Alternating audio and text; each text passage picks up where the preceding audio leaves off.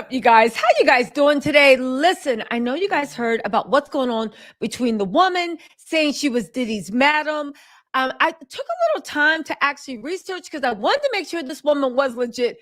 As it happens, everybody around that time is saying the one thing, and I quote, she is 100% legit. What's more, they are saying that they remembered what was going on around that time legally. Her case was all over the news back then when she was actually arrested. It was a whole big thing. And they said a ton of important people were about to get exposed. Baby, it seems like she was shining a light on what Diddy was doing. Now, listen, I know you guys saw the interview with Popcorn Planet. He had her on. Okay. Oddly enough, you know, she's good friends with Gene Deal. Gene Deal is like the Oscar Wilde of our time. Baby, he is in everything. Make sure you follow that. Listen, we're going to go into the actual specifics, but I thought in honor of this occasion, because y'all want to know answers, we are going to bring one of the best lawyers out there, definitely one of the best lawyers between New York and LA, the Black Letter Law. You guys, let's bring Afi, the Black Letter Law. Let's bring her on board. She is going to help me break down this interview so we can actually see really in real time what's going on, how this hurts or helps Diddy's defense, how it ends her. We are going to debate a little bit. We might even keep questions, take questions from the crowd. Y'all know we love the super chat questions. Really quick, I do want to say, welcome everybody. And also the Black Letter Law, there is a link to her YouTube account. I dragged her on the YouTube. She is so brilliant. I said, we need more people like her in this space. I dragged her on the YouTube. So listen, baby, if you think that she brings value or whatever, there is a link in the description box. Click on that link and give her a follow. Let's get Mama monetized so we can get her here full time. I'm telling you, her voice is needed in this space. With no further ado, everybody say hi to the Black Letter Law. The link to her channel is in the box, and we are going to break down what's going on exactly with Diddy and the madam. Because, baby, let's listen. We heard what the streets are saying. Let's see what the accredited legal streets are actually saying. How are you doing, girl? How is everything? Thank you for joining us. Oh, Tisa, thank you for having me. And hello to the Tisa fam and the Tattle Tells. I love your people. I love the chats. That's what I'm looking at right now. You guys are awesome. Thank you so much for having me. You know, I watch you every day. And yes, I put you on while I'm doing dishes, while I'm folding clothes, while I'm living my best life. So listen, I aspire to be everybody's background noise, and I'm dead serious because I love putting my faves on and letting them roll out. I put a few of your things on and just let them roll out. Okay, so let's get into this interview, shall we? Again, we are going to do a legal analysis of the interview. Let's go. Let me just fast forward to the good part. 1 second, everybody. Let's just fast forward to, can we skip to the good part? Let's get in to this. 1 second. Okay. I think this is it. Are informants with the feds, which implies that is Diddy himself an informant to the feds? Did they know all along? She's going to drop some serious evidence and tea here, guys, to sort of allude to all of this, which only creates so many more questions I have, but I'm so excited to get through this. So thank you for being here. I want to start with your background. I don't want to avoid that. So you were into your background. Where's she at? Let's get to her background. Okay. Here she goes talking about her background. Okay. There was some financial problems in the United States, as we all know, was a little, financial issues that they had. So the company that I worked for went to Hong Kong, and I decided to stay. Now with no income and only an internship where you don't really make money from, right? I set up an escort service. What does that mean? It's beautiful, elegant, high-end ladies that go on dates with people that pay for that, for their time, right? What they do with their own time is up to them, between two grown people. Obviously, all my ladies were at least 21 years old, and they did that because they wanted to do that, and they were paid really well, and had security. So got into that just to make a little bit as a side hustle, to make a little bit extra money. But it happened within like a year. I had 50 girls working for me internationally. And that went from Europe all over to the States, to Africa, to the Middle East, to, to Asia as well.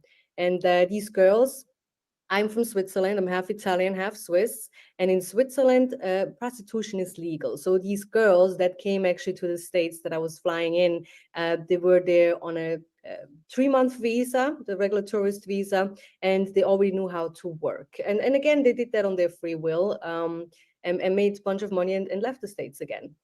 So that's kind of how all that started. And I got into that because my best friend, she was working in one of those escort services.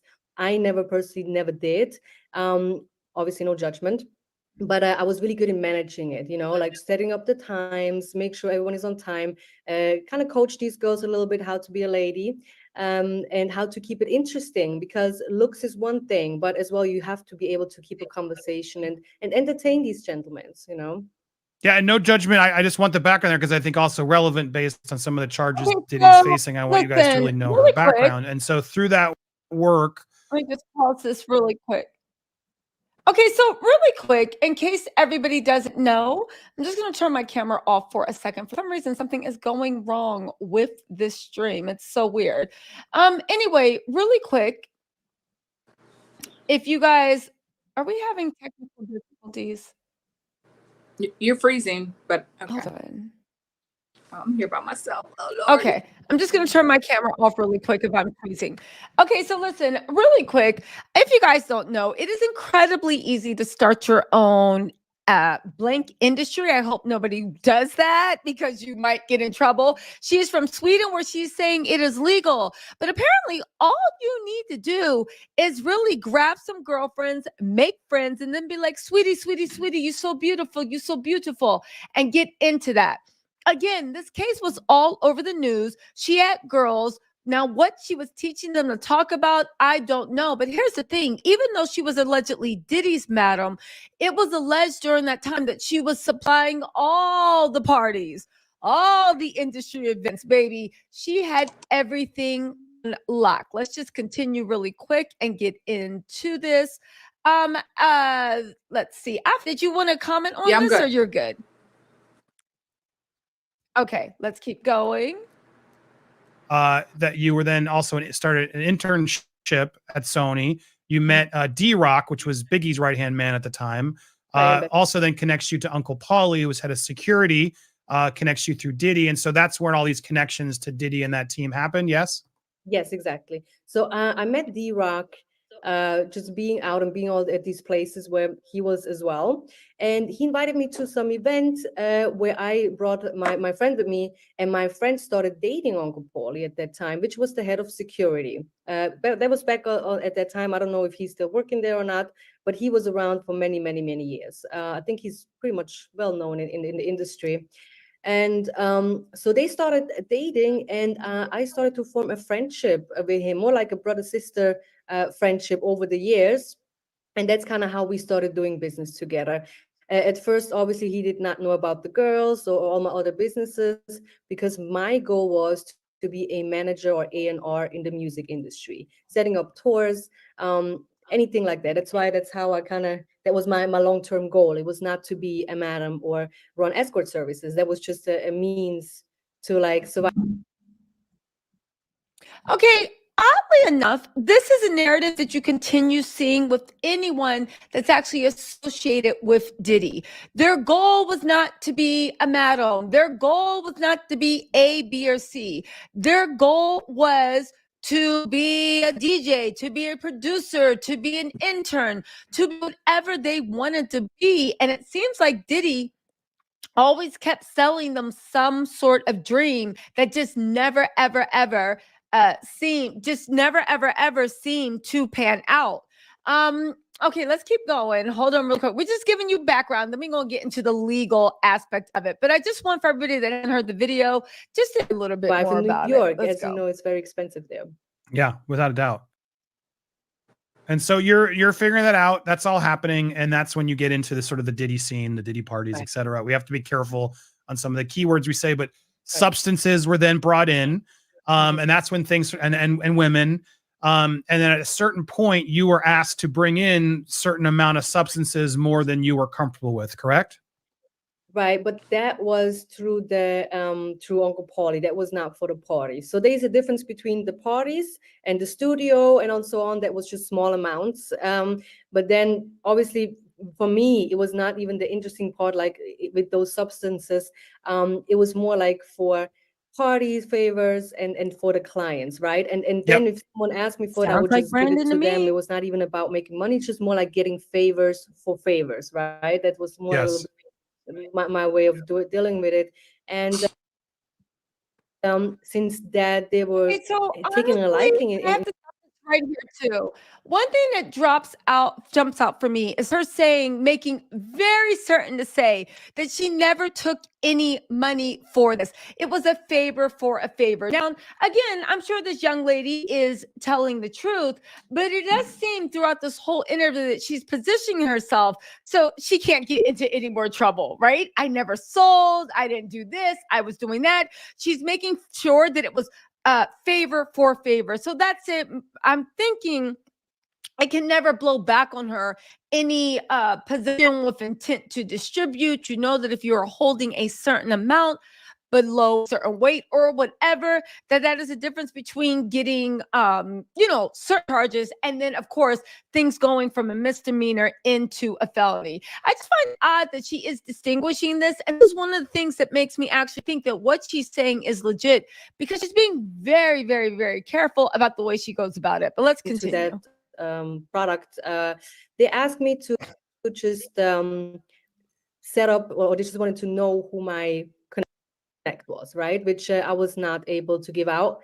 And then since he did a lot of favors for me, I kind of felt obligated, being naive. At that time I was 24, obligated to set him up with a bigger amount, which that it kind of was my big mistake. Okay, first of all, you being naive, girl, you're not that naive. You knew not to give out the name of your connect, because as soon as they got it, they will push you out the way. So she's not that naive. She's a smart businesswoman. And like she says, the prostitute, it's legal in Sweden. So she just thought, we our little Puritan laws in America just didn't apply. But again, she had them worldwide. Again, this goes in the show, and she's saying this happened back in 2014, which oddly enough is around the time that Jonathan Oddie said that he was having freak-offs with Cassie and Diddy. Side note, Jonathan Oddie did not show up into court again. I have a feeling 10 years from now, we're still going to be seeing his case roll on and on and on, unless he actually is in witness protection. But getting back to this was between, I think she said 2009 to 2014. Before we start the legal analysis, just keep in mind that back then, so many people were going to go down. Again, we don't know if freak-offs were happening back then, according to this lady, but John Oddie says that they were. Let's keep going. So they ask you basically to smuggle a huge amount of, like, they want you to now sort of help be a mule in a way and get some of these across, was it Mexico? Well, I mean, that was just the first question, was really, really odd, because we used to go to these poker parties up in Harlem, like private parties. And then he asked me one night if something happened because he invested into something, if I could bring some drugs over the border. And I said, no, hell no, I'm not going to do that. I'm scared. And again, I'm a girl, right? I'm not like a street person or anything, especially at the time, but I just wanted to be down and be the person that they can count on, right? Because they have hooked me up with a lot of things in the industry, with parties, events, Interestingly enough, she brings up Mexico. Diddy right now, it's been alleged with the feds, they are looking at him in connection with a few organized crime families, namely the booby trap, which is all up and down Little Rod's lawsuit, has allegedly has links to let's just say season 1 Narcos type of people, as well as the landscaper and certain people that are used to maintain Diddy's property, as well as, I believe, allegedly security. But we're gonna have to double back on that. to Let's keep people, so I going. felt obligated, right? But I declined that. So then a few months later, he asked me, look, I just need product because whoever we were dealing with, that person got caught up or something happened, right? And he's like, I just need that one favor from you. And it was not, he was not involving Puff at all, right? So that was just him and the friend of his that he introduced me to. But he said it was all together, like, how can I say, it's just his group. He's What is going on with affiliates. YouTube Yep. today? Right. Okay. And so he does this, and you then eventually begrudgingly agree to do this smuggling run as a favor. Right, but no, it was in New York, so I did not go over the border or anything. I just hooked him up with a substantial bigger amount. I was meeting his friend that he introduced me to on an Upper East Side restaurant, like a luxury place. And the second I went in there, he kind of made a comment of like, "Oh, I have the money," which was really loud for the fact that we were there like a little bit, not to be out there. That second, the feds stormed the entire restaurant. They took me down into handcuffs, and I was really, again, very naive. I didn't know exactly what was happening. Why was that happening? This is a friend of his. So, and I didn't really understand as well the American system, right? How you can even set somebody up, because as far as I know, it doesn't work like that in any other country, especially not where I'm from. You can't just do a crime and then set somebody else up so they doing the time, so I didn't understand that. But what fact is that guy that said I have the money, if we both got arrested as they claimed, he would have been my co-defendant, but he wasn't, because he was an undercover agent. Uncle Paulie never got arrested, right? So that means he collaborated with that undercover agent from the DEA, right? And after that, when things are kind of like, when I went to Rikers Island, and now I understand what my charges are, and so on and so on, they obviously wanted me to write out who was my connect and who are my clients from the escort service, right? And obviously I didn't talk to them about it. I did not give out any names. So I had to figure out, okay, how can I kind of drop down my time a little bit in that sense, because I was looking at a pretty substantial amount of time. And the good that was thing gonna be my question. Like, what was the sentencing exactly? How do you didn't rat people out from what you've told us, and so you decided not to do any of that, and you could have, but you stood to your ground. How did you get away with a lessened sentence, and what was that process like? Right. So what happened is they made a mistake with the warrant that they have for my house, right? So in the beginning, I was charged with 12 counts of an A1 felony related to drugs, trafficking, and so on and so on. Obviously, sometimes mostly when they charge you, even the feds, they charge you with a lot of things, so something will stick to that, because they were not looking for me. They were looking for me to give up my connect. They were looking for me to give out the names, right? So when they went into my house, they had the wrong, I think, apartment number, so everything failed in that sense. They took all my money. So I didn't have money for a lawyer, but I had some money tucked away in Switzerland. So I was able to retain a lawyer, and those lawyers were actually able to clean out a little bit all the mistakes that the feds have done in that arrest, right? I decided not to talk, but obviously a lot of people were afraid of me to talk, and we are talking more about the clients of the escort service.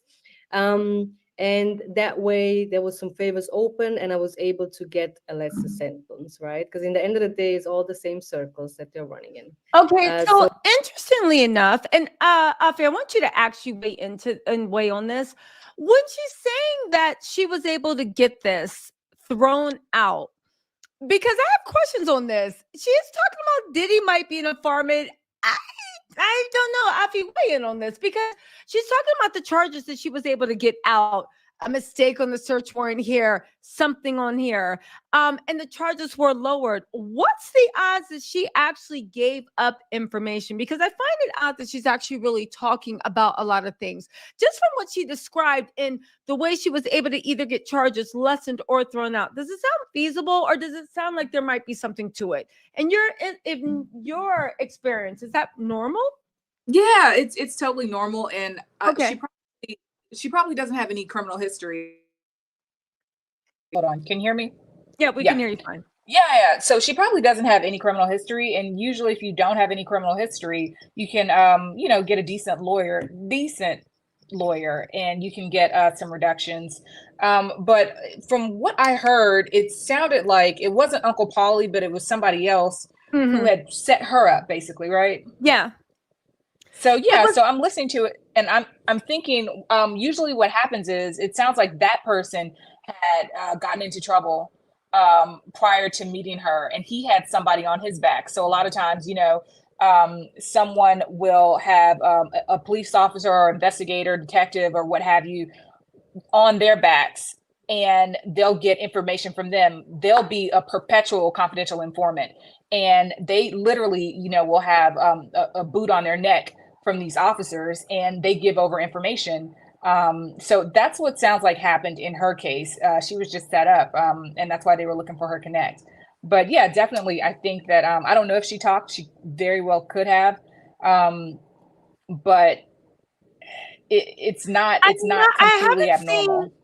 I get that, Yeah. but she's saying the reason she was let off is because they found little errors in the arrest warrant, little errors in the raid, and that I've never heard of someone with little errors in the what do you call it? When you go in front of the judge for the raid.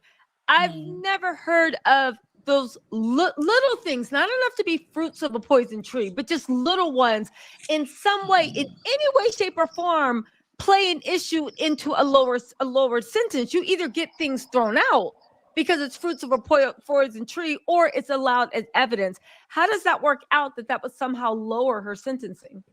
I don't know. Some of her statements were kind of circular. It sounded like there was a search warrant to go into a house. It was the wrong house, and she was saying based on that there was an error. I mean, correct me if I'm wrong, but that's what I got. It didn't make sense. Yeah, exactly. That's what I mean about things not making sense. That, and again, I'm not denying like her experience. She has a mugshot. She definitely got arrested and spent time on Rikers Island. But I do find it odd that we hear about this all the time in every major city. As a matter of fact, God rest her soul, Breonna Taylor. There are so many times a search warrant is executed. They go into the wrong house. They hurt somebody in the wrong house.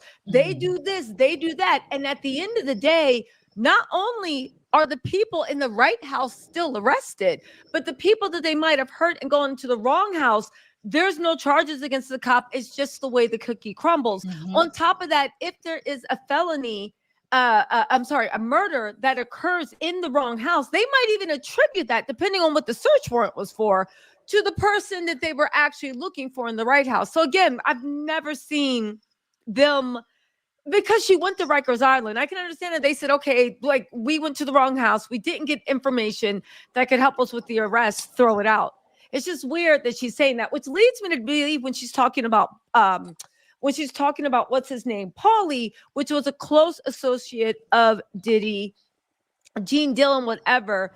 In the next 4 minutes, the story's about to come together. Again, it does make me think what she knew and what she talked about, because her slipping through and the way she does make circular statements, very legally crafted, which makes you think maybe she talked to a lawyer, or maybe she just knows not to incriminate herself any further. But again, just little things. Let's keep going. Hold on, guys. Yes. 1 second. So from the 8 years they offered me, it went down to 4 years.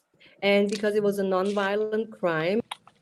So again, she went from the 8 years that they offered her for a plea deal. As I guys explained to you, plea deals are gifts they're not anything that you can demand. A fair trial you can demand.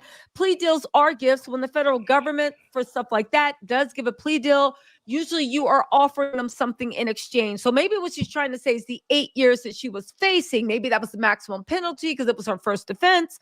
And depending on what it was, they offered her a plea deal for 4 years. Again, she's trying to say it got dropped to 4 years because there was something wrong with the search warrant, which doesn't make sense. Because if that's the case, your lawyer would be like, throw it all out. So we're guessing these 4 years, maybe she did have information that she could share with the feds, because again, this was a huge case and a lot of big people were about to go down. But let's let her keep going. I was able to do 2 years in prison and then get deported and just get a 25-year. Just I can't come back to the States for 25 years. That's like how kind of the deal was, you know. So you're paying the price. I mean, this type of thing, when you do get deported, it's a great. Affy, why don't you weigh in on this when you say that's a great deal? That's phenomenal. Because I'm looking at, her exposure supposedly was 8. She got a 4-year offer. 2 on a 4. Usually with Fed time, you do even nonviolent crimes. You do, I think it's 75% of your time. So this is only 50% of the time plus a deportation. That's fantastic, and they're letting her come back. You've got to like look at who she is and see if she has any privileges that an ordinary American wouldn't have. But I think that's a phenomenal deal. But also at the same time, you got to look at the office and what their priority was at the time. Was their priority her? Was it a bigger person? Was it drugs at the time? Who knows? It just a lot depends on what your office's priority is and what their mandate is. Yeah, and so we're going to get further into this interview. We have about 3 minutes left. Definitely, you make a good point. If everybody missed it, she said, again, we're wondering, like, and again, listen, save yourself. None of those men or whoever were worried about her, so save yourself. But it seems like she might have been talking just a little, which actually would lead you to believe why she's popping up now. And again, she was definitely on the authorities' radar, so it's not like she's a mystery person. Again, her story checks out. She's 100% legit. Nobody is doubting her story. But, in these times, it's nice to know where everybody's loyalties lie. Nobody actually knows what type of deal she cut with the feds. But as you see, our resident in-house lawyer is definitely saying that whatever happened, even for her first time offense, it's a great deal. Usually you have to serve 75% of your sentence, time served, before they even consider letting you out. She only had to serve the 8 years, got reduced to 4 years magically. Then out of those 4 years, she only had to serve 2, and then she got deported. On top of that, she got a deal that usually when you get deported for criminal stuff, they tell you, get out of here, scram. You can never come back to the U.S. When there is an issue where you get deported, such as this, I've heard about it in visa cases where they'll be like, listen, this happened. You can't come back to America for, 20 or 23 years. And then when you do come back, you need to be married. You need to have kids. You need to have roots in your home country for us to let you back into the U.S. because they want to make sure that you're not going to just try to come here and stay forever. So again, it was a pretty good deal, especially for someone that was not a U.S. citizen. And if you've seen, I think she said she's from Sweden. If you've seen the Swedish jails, they look like little mini IKEAs. So, it's a better deal for her. But let's get back into the interview, and then we are going to do the legal analysis. Hold on, guys. You clearly, made some mistakes. You took the time. You're doing it. Kudos to you for doing that. A lot of people are always trying to get away with actually doing any of that and stuff. So you've done that. But I just want to focus on that again, because as I hear your story, it's just terrifying, the prospects of what that means. It implies then, because I'm with you, how does Diddy's right-hand man not know that he's an informant for the feds right out the gate, right? And threw you under the bus to get it. Why are they trying to get your person?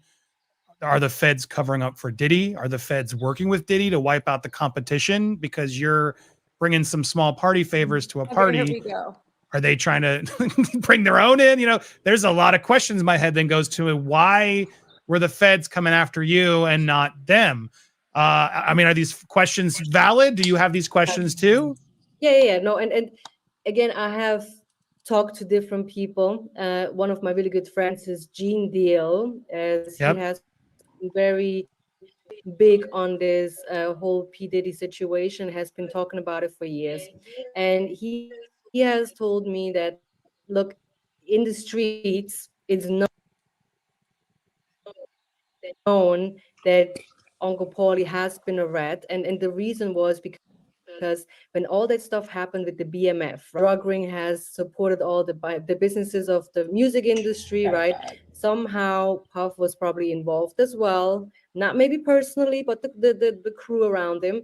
And a lot of people got arrested in year 2005 and 2006, but some people never got arrested, even they were very deep involved in it, right? And those people probably have to now work as a confidential informant. I'm not saying that is exactly how it went down. That's just like how it makes sense, and how it has been talked about for many, many years. Because in the end of the day, if you decide to be a confidential informant, you will have to work for them for a very long time. And they were going to keep reuse you, and they're going to keep and they're going to pay you as well, right? But in the end of the day, the way I saw Uncle Paulie, he was big in the streets. He was a gangster, quote unquote, right? I mean, he's known everywhere. He was a big guy with a big crew, and I never thought that he would be working with the feds, right? But that's just how it is. Again, I mean, there's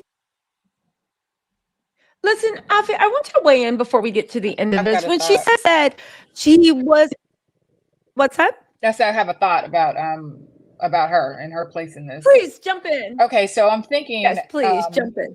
I was talking earlier about, what the federal office's priority is.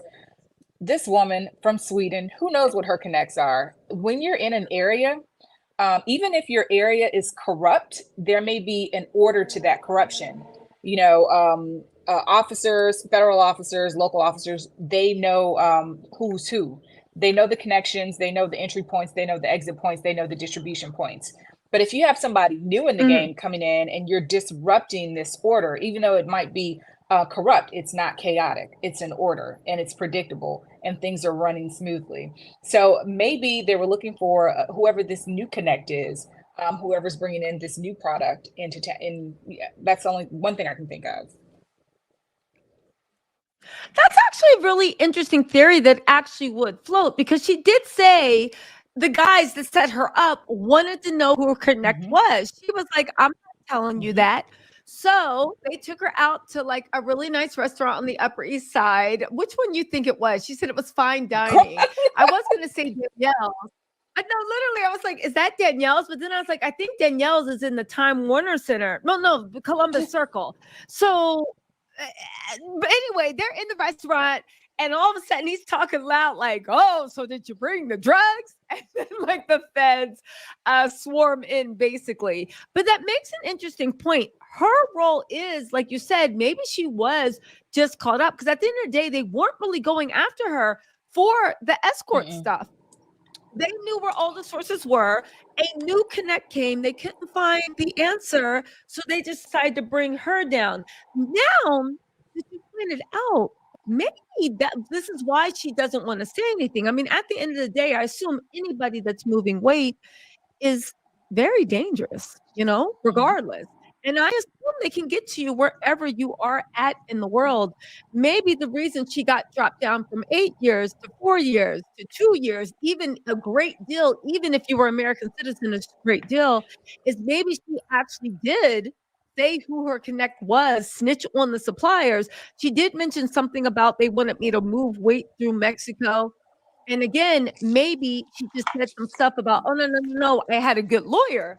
And that was it. So now things are starting to make sense about how she got that reduced, possibly.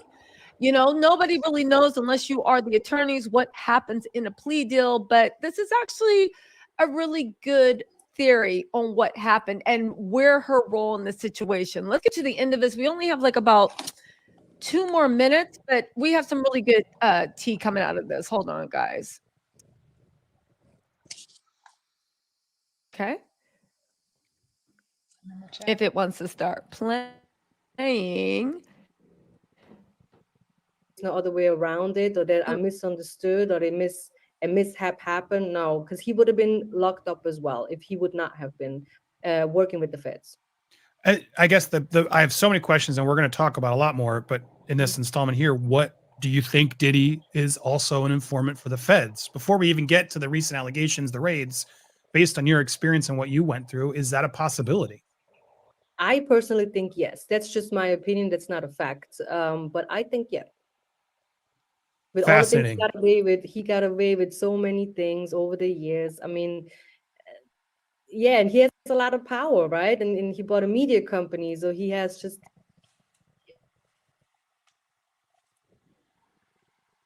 you know, and he has these videos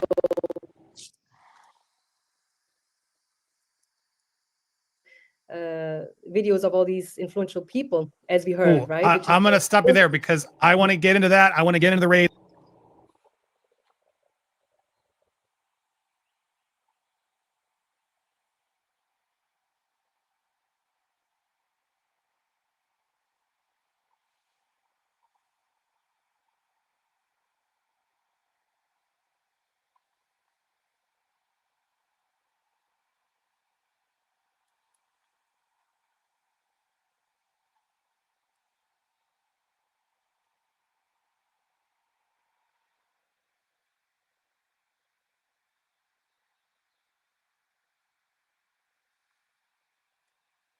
Oh, hi guys. Can you guys see me? I don't know where Tisa is. I don't know where the video is. Can you guys see me?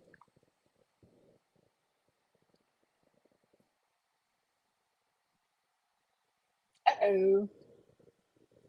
Okay, I think I'm back. Sorry, guys. I'm having like technical difficulties on my time. Y'all gonna have to forgive.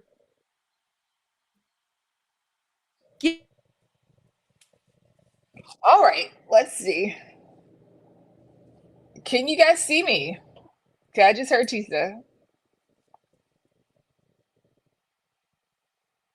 Okay, so I will talk until YouTube shutting the F down again.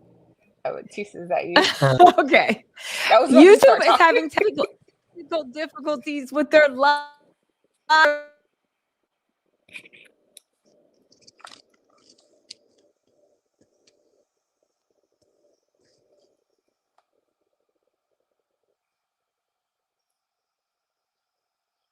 All right, I'm just reading the comments, guys. Feds is watching. Tisa's doing her job.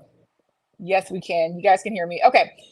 Guys, I think that this woman is just some low-hanging fruit. I thought that they were going to get, I think they thought that they were going to get something more than they did. I don't know a reason, you know, why she would know whoever the big guy is or the big woman is. You know, I don't think, you know, she's, you know, a madam supplying beautiful women at parties. And she made sure that she mentioned that she was only carrying a personal amount or a small amount. She made sure she kind of put it such that she's not a distributor of drugs.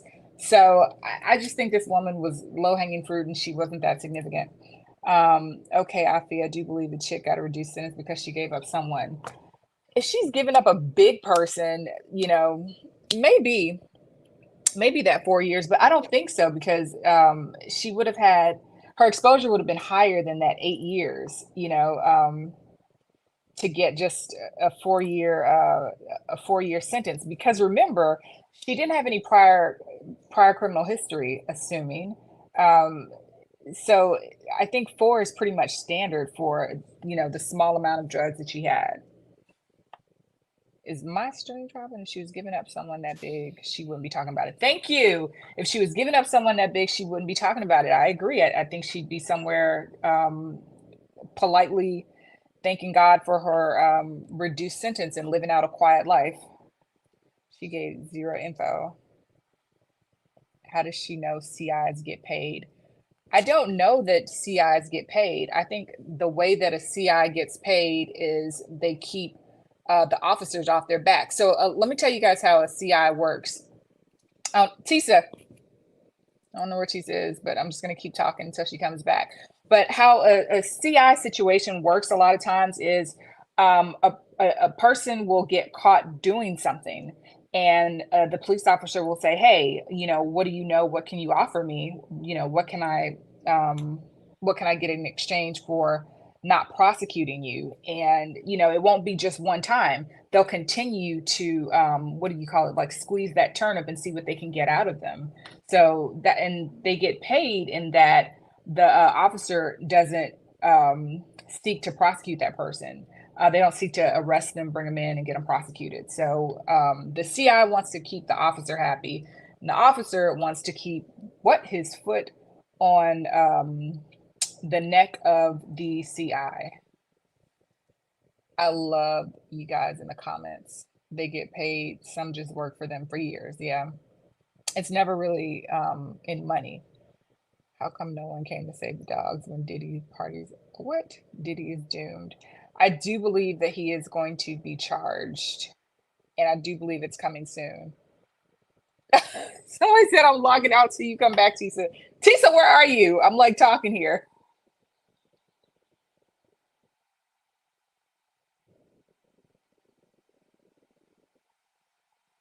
Thank you, Jess. I'm trying. Is this lady in the blue shirt a lawyer? She's cute. Well, yes, and thank you. Yes,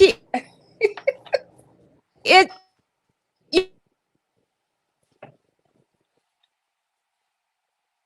All right. We're still a little choppy.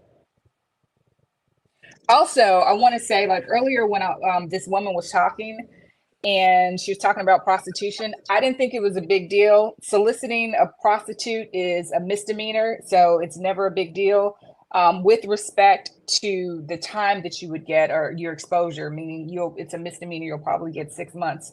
If you have, and you'll never really do 6 months. It'll just be like maybe a 6-month suspended sentence or something like that. So soliciting a prostitute is not a big issue, but soliciting a prostitute that's underage or, that's a huge issue. And then, that's felony, of course. And then soliciting a prostitute when the, prostitute is being trafficked and she's, it's against her will, that's a big issue as well. But what this woman is talking about, just providing prostitutes, is not a big deal, I guess, with respect to criminal consequences. I think it's important. Hey, I think it's important to point. I'm fighting for my life over here. Me too.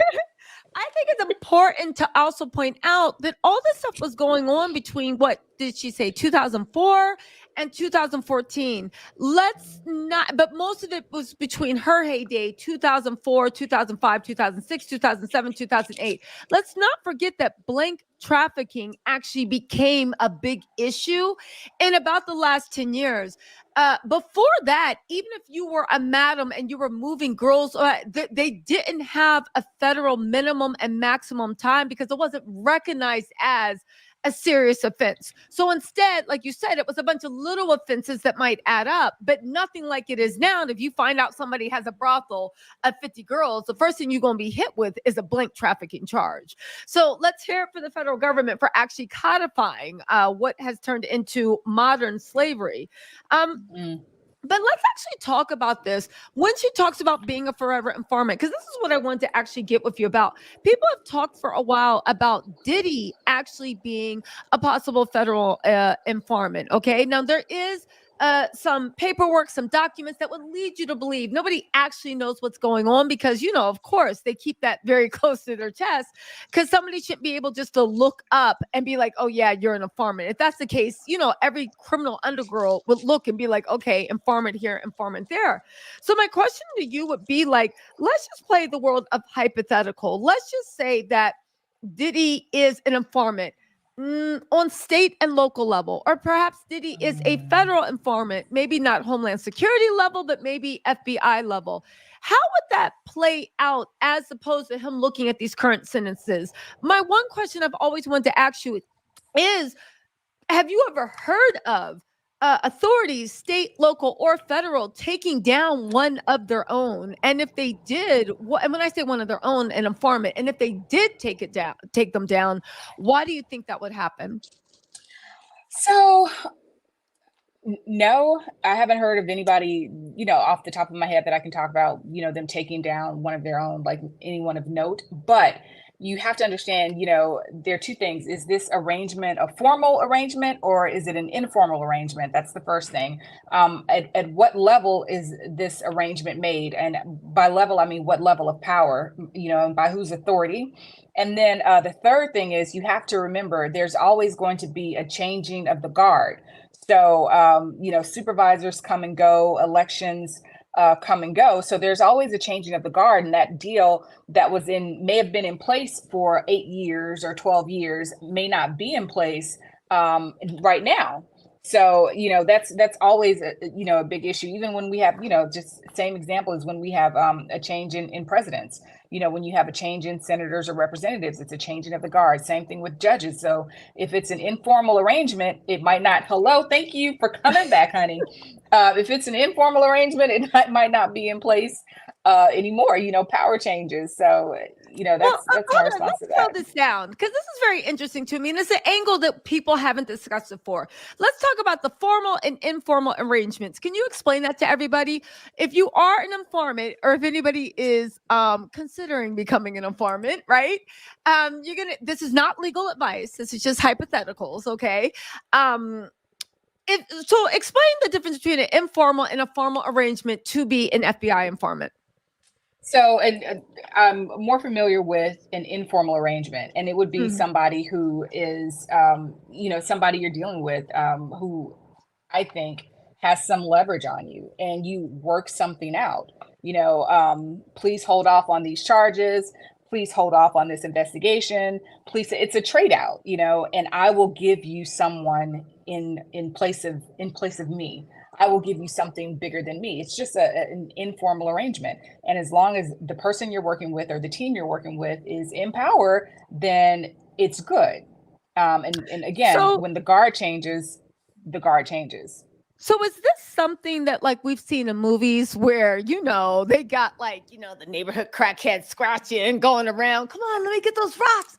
Let me just get a rock. And they're just like, yo, what you see? What time they moving? And they looking around, I just need the rock. And then basically for whatever reason, or the local crackhead gets caught up in a bus. I think it was on Top Boy. They get caught up in the bus and they get let out again because their whole job was to get information. So basically, they are regularly feeding them information, but in exchange, they're either giving them that crack rock, or they're letting them not off on charges, but they're holding off on charges. So basically, in a certain, it's legalized blackmail in a way. We have stuff on you. We're going to keep holding off.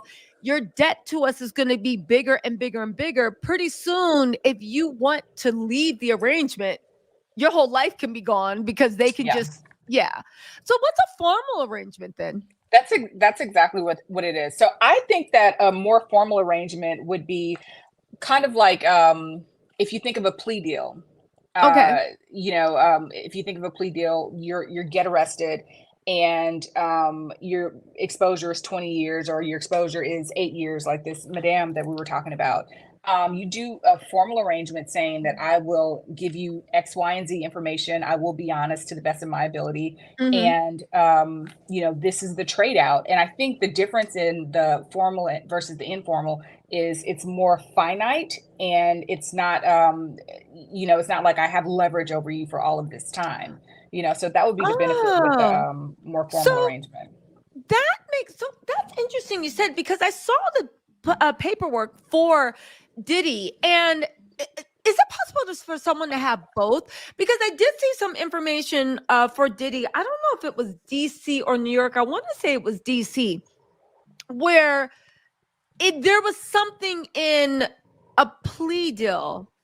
I'm messing it up. The point of the matter is, can a person get both? Because if someone becomes an informant just simply by, that's what we're used to, kind of like in mafia, where they come, they testify, they say everything, and then that's it. They have no more leverage. I did A, you do B. B often might be witness and protection included in that, and then we wash our hands and we go away.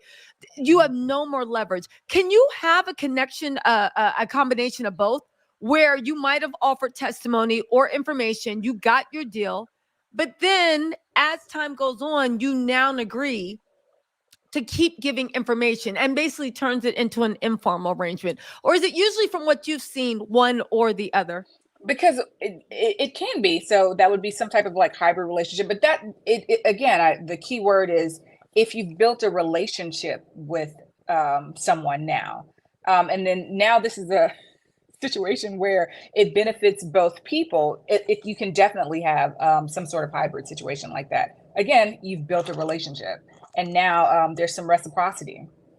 Okay, so in theory, right? Because yeah. again, I think with most plea deals and most informants, they keep things close to their chest, not to be a conspiracy theorist, but if it was that easy to figure out what was going on, there'd be a lot of bodies laying in the street.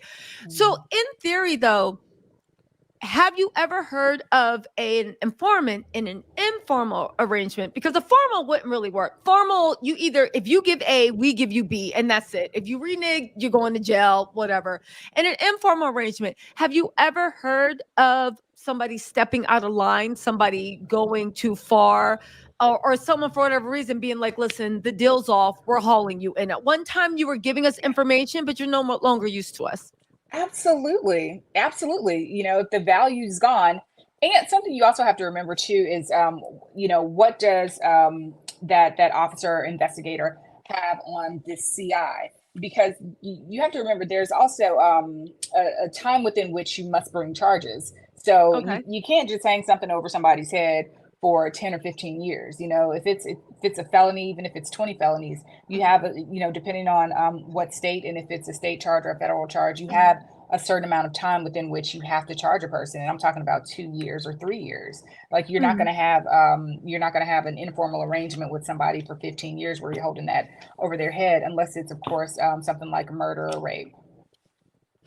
Okay, that makes sense. So have you ever heard of, before the informal arrangement, whatever they're holding over their head is set to expire, they actually move in on their informant?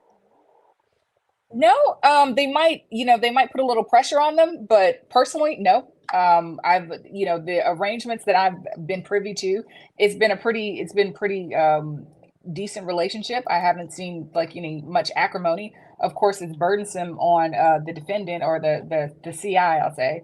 But no, I haven't really heard of it. So that's all I can tell you. I can tell you a little bit of pressure, but that's about it. I don't know, though. I honestly think that they would kind of keep those things not secret, but you don't want people to know that you burn people, right? It's kind of like you don't want people to know that at the end of the day, you screwed over someone that might have been working for you for 5, 7, 8, 10 years. And before it happens, they're like, all right, and now we're going to bring you in. My question is, in cases like that, where hypothetically speaking, they're like, for whatever reason, you got too big for your britches, we're bringing you in. Can the person that was actually informing, can they actually say in a court of law, I was an informant and I informed on you guys for years? Like, does that ever happen? Or can they even bring that up in a court of law? Well, you got to think about it like this too. That informant probably is still living the life that they've been living. They've still been leading, the practices that got them into trouble in the first place. By that, I mean, they probably haven't led the most savory life.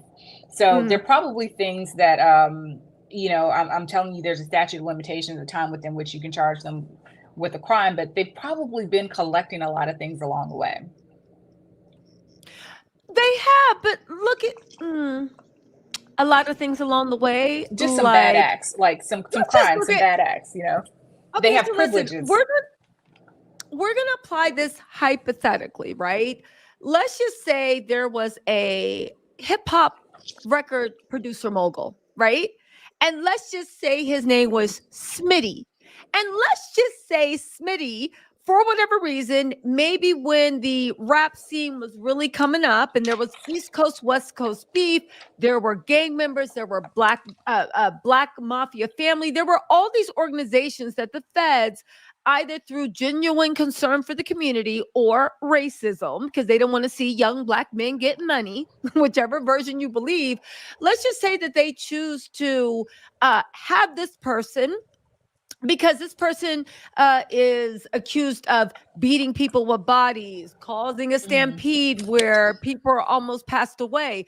There's all these things that they're doing, but it's happening regularly in the urban area. And every single time they get in trouble, they seem to get an exceptionally, almost comically light sentence. This person roams around the city with no abandon, like his name is Batman, only he's doing Joker like acts, right? There's like real malice and malfeasance behind his acts. Let's just say that they are in a deal with the feds and they are passing information. And again, all hypothetical. Let's just play the land of make believe. Is there a world, and what would that look like legally, where the feds move in and raid this person's house? They say it's a witch hunt and you guys are picking on me. Could they, if they were an informant, actually go to court and say, what are you talking about? I've been working with you guys for the last 10 years. How dare you? Are you legally allowed to let that information out, or are there actual, in an informal relationship? Can you say that? Yeah, of course you can say that. You can make Okay. any argument you want to in court, right? But I would say, well, what's the scope of this arrangement? Were you permitted to do anything you wanted to do with impunity? Were you allowed to be on these streets and committing crimes with impunity? Who gave you that permission? It's you can make any argument you want, but of course, I would rip it apart. Yeah. Well, not so much rip it apart, but okay, that's interesting to me, because I actually didn't know that you could actually, if it's an informal arrangement, use whatever deal you had with the government, because couldn't the government argue that you're now putting our people in danger? But it's Again, informal. It's informal. There's nothing, in my opinion, it's just an argument you can make. You don't have any Okay. protection with this arrangement. It's all you are is a CI. Okay. That's it. So you're a confidential informant. You can make any argument you want in court as a defense, but you don't have again, you can't just commit crimes with impunity because you have a deal with an officer. And then, what's the extent of the deal? The deal is to what? Give information? Or, whatever the deal is, you still can't, and you can't go in court and argue, I was supposed to give him information and he was going to turn a blind eye to my criminality. That's not going to work. Right. It's just never going to work. And No. with the government, would those sessions, let's just say from the government's point of view, would the actual trial be public, or would the government be like, listen, this confidential informant is singing like a canary. They're trying to create a spectacle for media. We still have operatives out in the field. We need this to be a closed court, closed docket, or whatever, to protect our people still out in the field. Was something like that? Could the government do that to keep the person from turning this into a media circus? Absolutely. Absolutely. Yeah. So it would be very, very hard. Okay. So that's most of my question. It would be very, very hard for Diddy to try to kind of put the government on trial in the court of public opinion, because one, he probably, if, again, this is all hypothetical, one, somebody such as him probably committed so many crimes, deferred. And second of all, that's your defense. Because of information, I was allowed to just, I think, I don't know what's going on with Diddy. I don't know if he's got any type of, if he's an informant or anything like that. But if he is, I can say that the guard has changed and he is no longer protected. So I would look to see, who's been, what transition of power has happened, within the last 2 years, because he's definitely completely unprotected. Isn't it? Who is it? Letitia? Who's the DA of New York? I don't know. Or the state attorney? Letitia Davis. Who's prosecuting Trump right now? She was at state change of guard that happened 2 or 3 years ago. I think, what's her name? You guys in the chat, help me out. I think her name is Letitia. Hold on. I think that's who the change of guard is. Alvin Bragg is the Manhattan district attorney. Letitia James. He's new in, but Letitia, she is the AG, I think, of New York. Hold on. Yes, Letitia James. She is the Attorney General of New York City. She's the 67th Attorney General of the state of New York. It's funny you say we need to look at where the changing of the guard happened. Alan Braggs, I believe, and Alex, God, what's his name? Alvin Bragg and Letitia James were the new blood that just came in. Like you said, look in the last few years, what happened. They're the new blood, and they are the people, especially Letitia, that bought in the Trump prosecution where nobody said it was actually going to happen. So that would be a change of thing. Interestingly enough, also, can I ask your opinion on the fact of, at one time, my sources were telling me that New York City, New York State, and CSI, that is the HSI, Homeland Security Investigation Team, were all at one time investigating what Diddy was going. And then the Fed stepped in to take over the whole investigation. Why do you think that is? If this is true, this is hypothetical, but why do you think that this is, why that could happen? I don't know. The feds, they always unceremoniously come in and take what they want.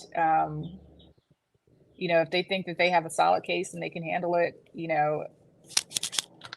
have a lot of power, a lot of reign. So I don't know. I've dealt with a lot of state cases where the state decides to drop it and the feds just come in and do what they want to do. So but I mean that's something that's like not in my wheelhouse, but I've mostly just dealt with the state level and seen okay. So you've dealt with the state level. I have heard that the feds come in sometimes when cases are easily corruptible. Now, again, I'm not implying, far be it from me to imply, that New York State or New York City is full of corruption. I find it very, very odd that if any of the things in Little Rod's complaint can be believed, Diddy was running around these New York streets with abandon, inflicting grave violence on his lover, Cassie, and numerous and Cassie's friends. If Cassie's complaint can be believed, he was running the streets of Los Angeles, shooting people in bathrooms, if Little Rod's complaint can be believed. And although these things were investigated, they were not, in fact, and when I say investigated, cursory investigations. For instance, the hotel security never reported to the police. The police showed up at a door, but no arrests were making. With the shooting and Little Rod's complaint, nothing ever came of that. They investigated that time and then they just let it go. Do you think sometimes the feds might step in when they feel that maybe state and local, for whatever reason, might have their own agenda, their own thing that's going on, and they want to step in just to make sure that they can actually control the investigation and maybe even get a little bit of the glory for themselves? I think glory is always on the table, but it's also who has the superseding jurisdiction.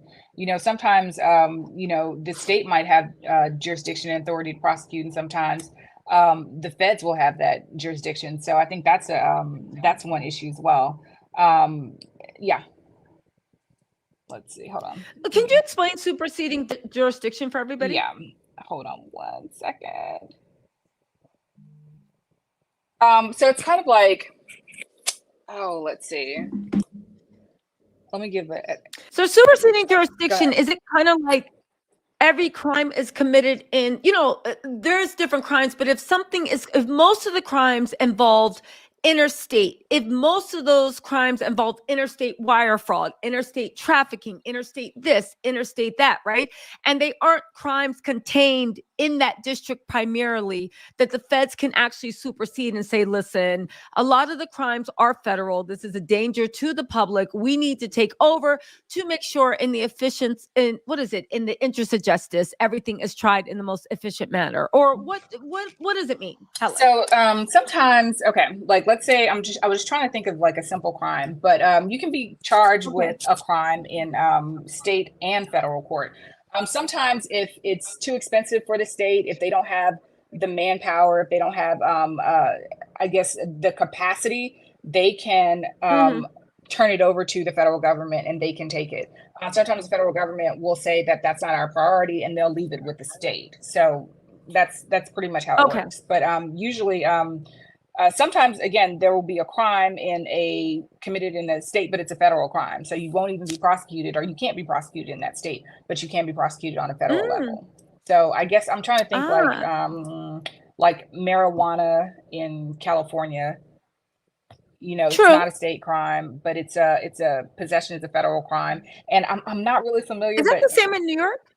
Go on. I don't know what the marijuana rules are in New York, but I'm just thinking of just dealing with like marijuana and money you get from marijuana and that you put in banks, and then when you transfer that money from like state to state.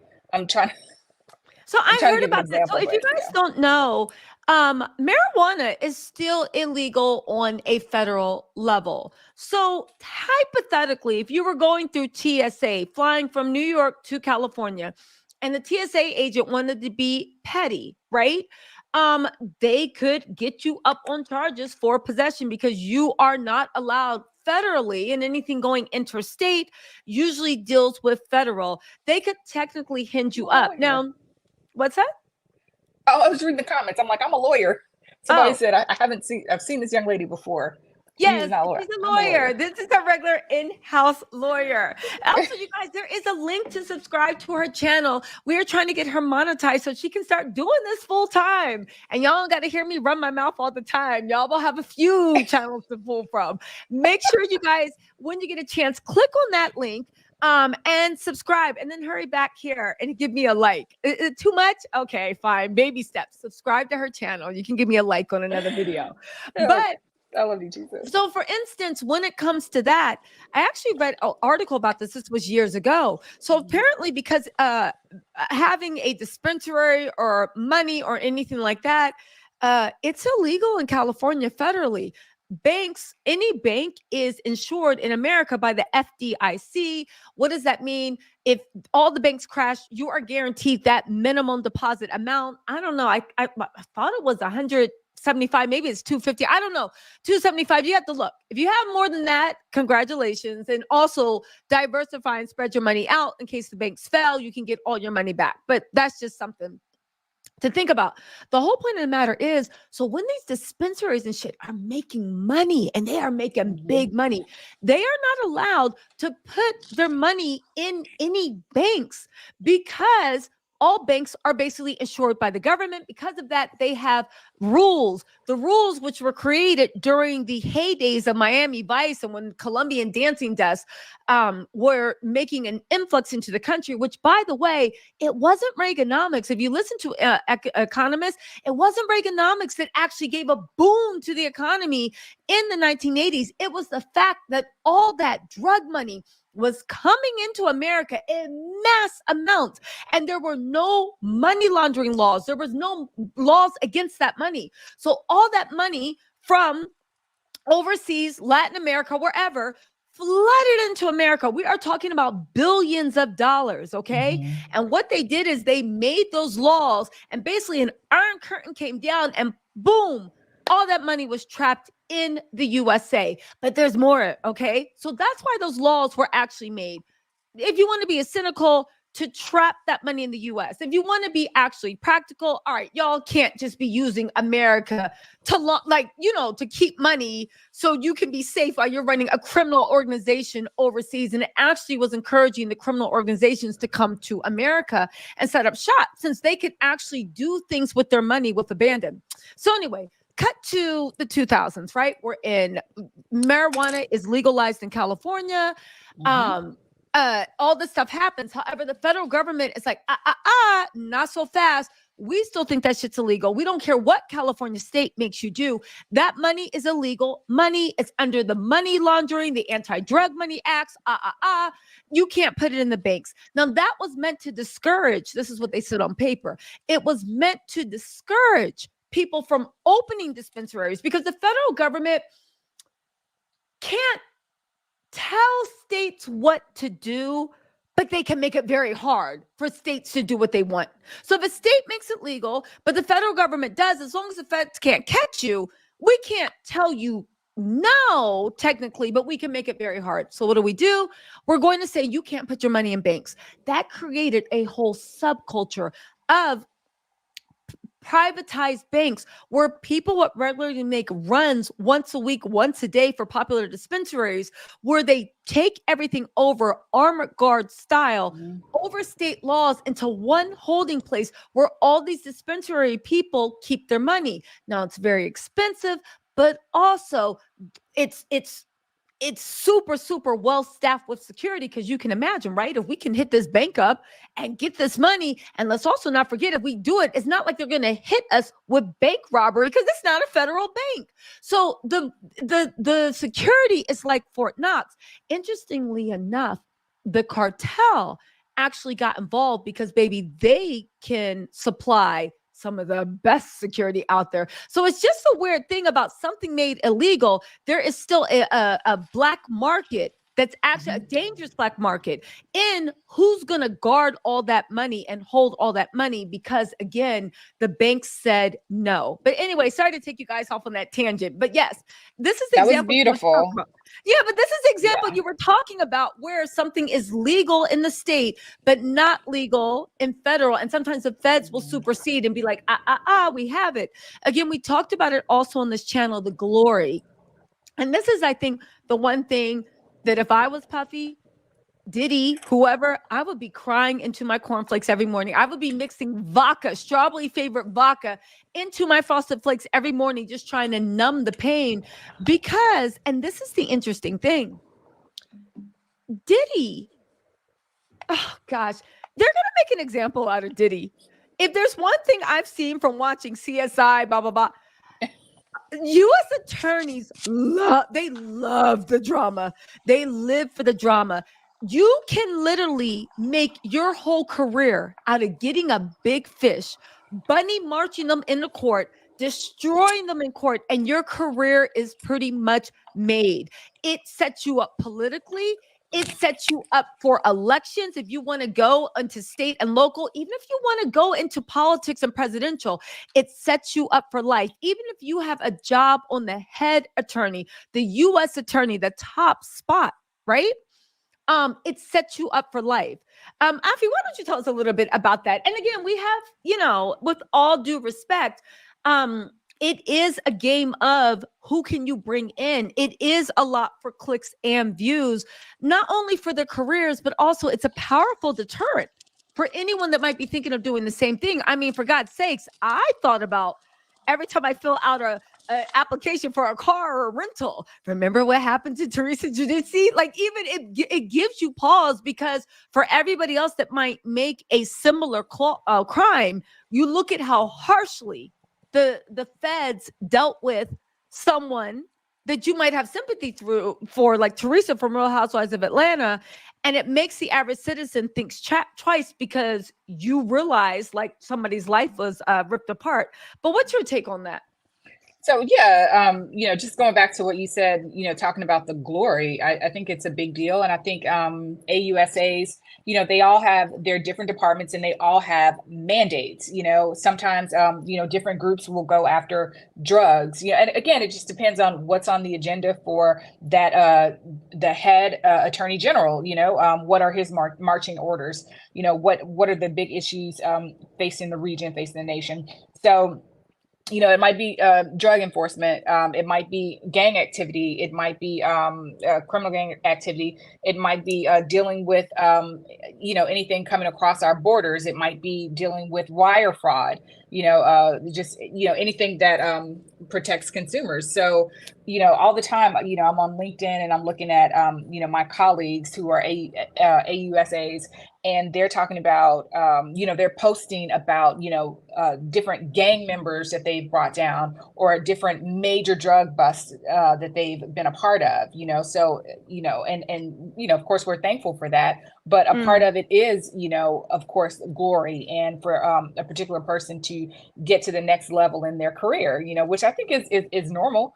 You know, it's not anything, you know, I can't judge them about that. You know, everybody wants to rise in their career, but you know, when you have a big fish on your hook, you're not just going to let them go. You're not going to give them a deal. You're going to get everything that you can get out of it. You know, you're going to try and reel it in and fillet it.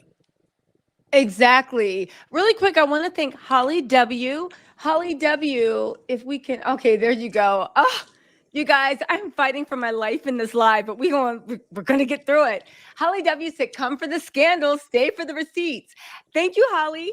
As we age, thank you so much for the super sticker. Social work chose me. Thank you so much for the super chat. She says minimum Fed time for distribution is 20 years. First time or not. Reduction to personal use will probably go to state charges. So why the time at Riker? Again, I think that she's being a coy. I think she's saying like a canary. And baby, there is no hate in that. Because if I'm looking at the rest of my life, I will be like tweet. Because baby, I'm not made for life behind bars. I'm sorry. This is a personal decision.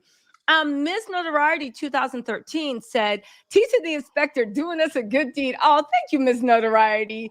Also, everybody say thank you to Black Letter Law for sticking through this little live that is, don't worry, girl. Next time you come on, it will be better. I don't know what is going on, but it will be better next time. Vicky Bell, thank you so much for becoming a member. And son, what's up, son? Said teaching too much truth on YouTube. On the live, YouTube is buffering and blocking the super chats. Tip your server, folks. This is hot tea, hot in the butt. Listen, YouTube, I don't know what is going on with YouTube, but baby, we're going to see this mountaintop. Again, I want to get your opinion on social work chose me opinion. And thank you again, son, for the super chat. Yeah, please jump in. Yeah, no, I'm just thinking, you guys are talking about Rikers. I thought that Rikers housed like local inmates, like state inmates. Does Rikers I know it closed. Let me look it up. Riker is for local or Fed inmate. Let me check this out because thank goodness I've never been to Riker, so I know what type of prisoners go. Yeah, it is for people it's for people who are convicted and sentenced to 1 year or less jail time, misdemeanor, or So they're that's awaiting state. trial. Okay. So that's Yeah. state, because she kept talking about she went to Rikers, and I'm thinking she went to Rikers when she was arrested and when she was because she never, I don't know if she it's said still where she local served her offenders. time. Yeah, Yeah, it's she still was local offenders awaiting trial, serving sentence for 1 year or less, or temporarily placed there pending transfer when to she another was- facility. That's when she was arrested. I feel Yeah. like when she was arrested, she was being held at Rikers, and I don't know if it felt like she was saying that for some sort of to cred to buoy her. I mean, her story. I've heard about Rikers. That made me being like, oh, child, what security? That made me grasp my pearls. Nobody wants to be in Rikers. Hold on, let me turn my cam back on. I hate what is going on with this stream, but I'm so glad you guys are here. So the madam got federal charges. So she said did she get federal or state? She said Fed, but then she said it got reduced. Again, she kept going in and out. I don't know. Again, I remember when this happened. Well, not remember, but remember from my research when this happened. But I will say that she kept going in and out. I do know that you have distribution. She said that she started off doing party favors and then she started getting more and more and more. When they had her, she wouldn't give up the connect. So I don't think at that point she was anybody's mule. I think she was the connect. I think she was getting the money for it. And I think the women that were working for her were probably her mules. I think when she sent the girls probably had party favors. Again, this is just my speculation, but she sounded like she was an astute businesswoman. And that's what I would have done. Like, okay, I'm the connect, right? I saw Griselda with Sofia Vergara. I know how to do this. I know how to do this. I'm going to get the girls. I'll send the girls in with the party favors, and now it's 2 for 1. You do what you want, and you bring back the money for the party favors, and we're cool. But she was working for somebody. Your people are so smart. Like, they know everything. They're like on top of it. They do. Like, They do. They are little legal eagles. Half the time, I'll be like, I you know, like them.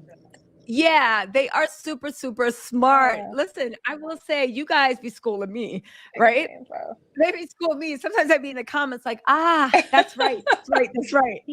Oops, sorry about that. So listen, let me ask you a question, right? We got to talk about Diddy, because this is the thing everybody wants to know. If Diddy actually goes down, right? I've heard from my sources that, listen, an indictment is coming. Now, they do have to write the indictment up. They are doing everything. When the feds come at you, especially Homeland Security, they only want one bite at the apple. They're not going to drop the thing. So if he is, what do you think the potential charges could be that he's facing, given what you've heard in the media? I haven't really heard anything in the media of what the potential charges are going to be. I know I have my thoughts. Well, that's what I mean. Given from what you've seen in the media with the raids, and just, again, everything that you've seen play, assuming that what's being alleged is true, okay? We're playing hypothetical. What charges could he be facing? And could you tell us everything you could think of, from the biggest to even things that you're like, okay, that's a reach, but you could potentially be hit with that? Okay, so I have 3 big things. First, definitely sex trafficking, just because of so this is something I have definitely seen in the media. All of his former employees or friends and associates who... Oh, really quick, not to interrupt you, it's YouTube. Let's use blank trafficking. Oh my God. Worker. Yeah, no, that's okay. It's okay. It's okay. Go on. Darling, you know I don't know. Okay.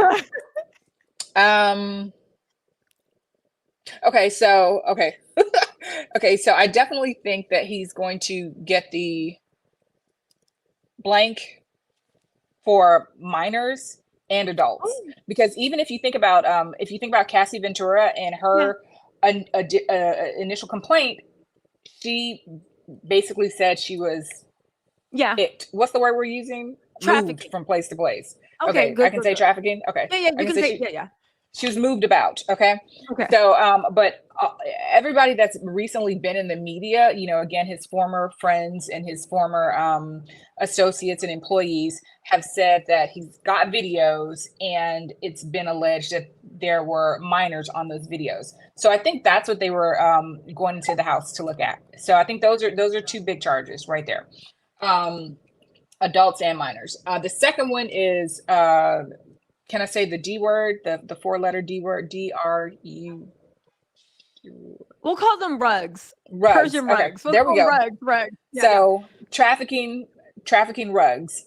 I think that's definitely something that's going to come up. And I think that would be an easy get.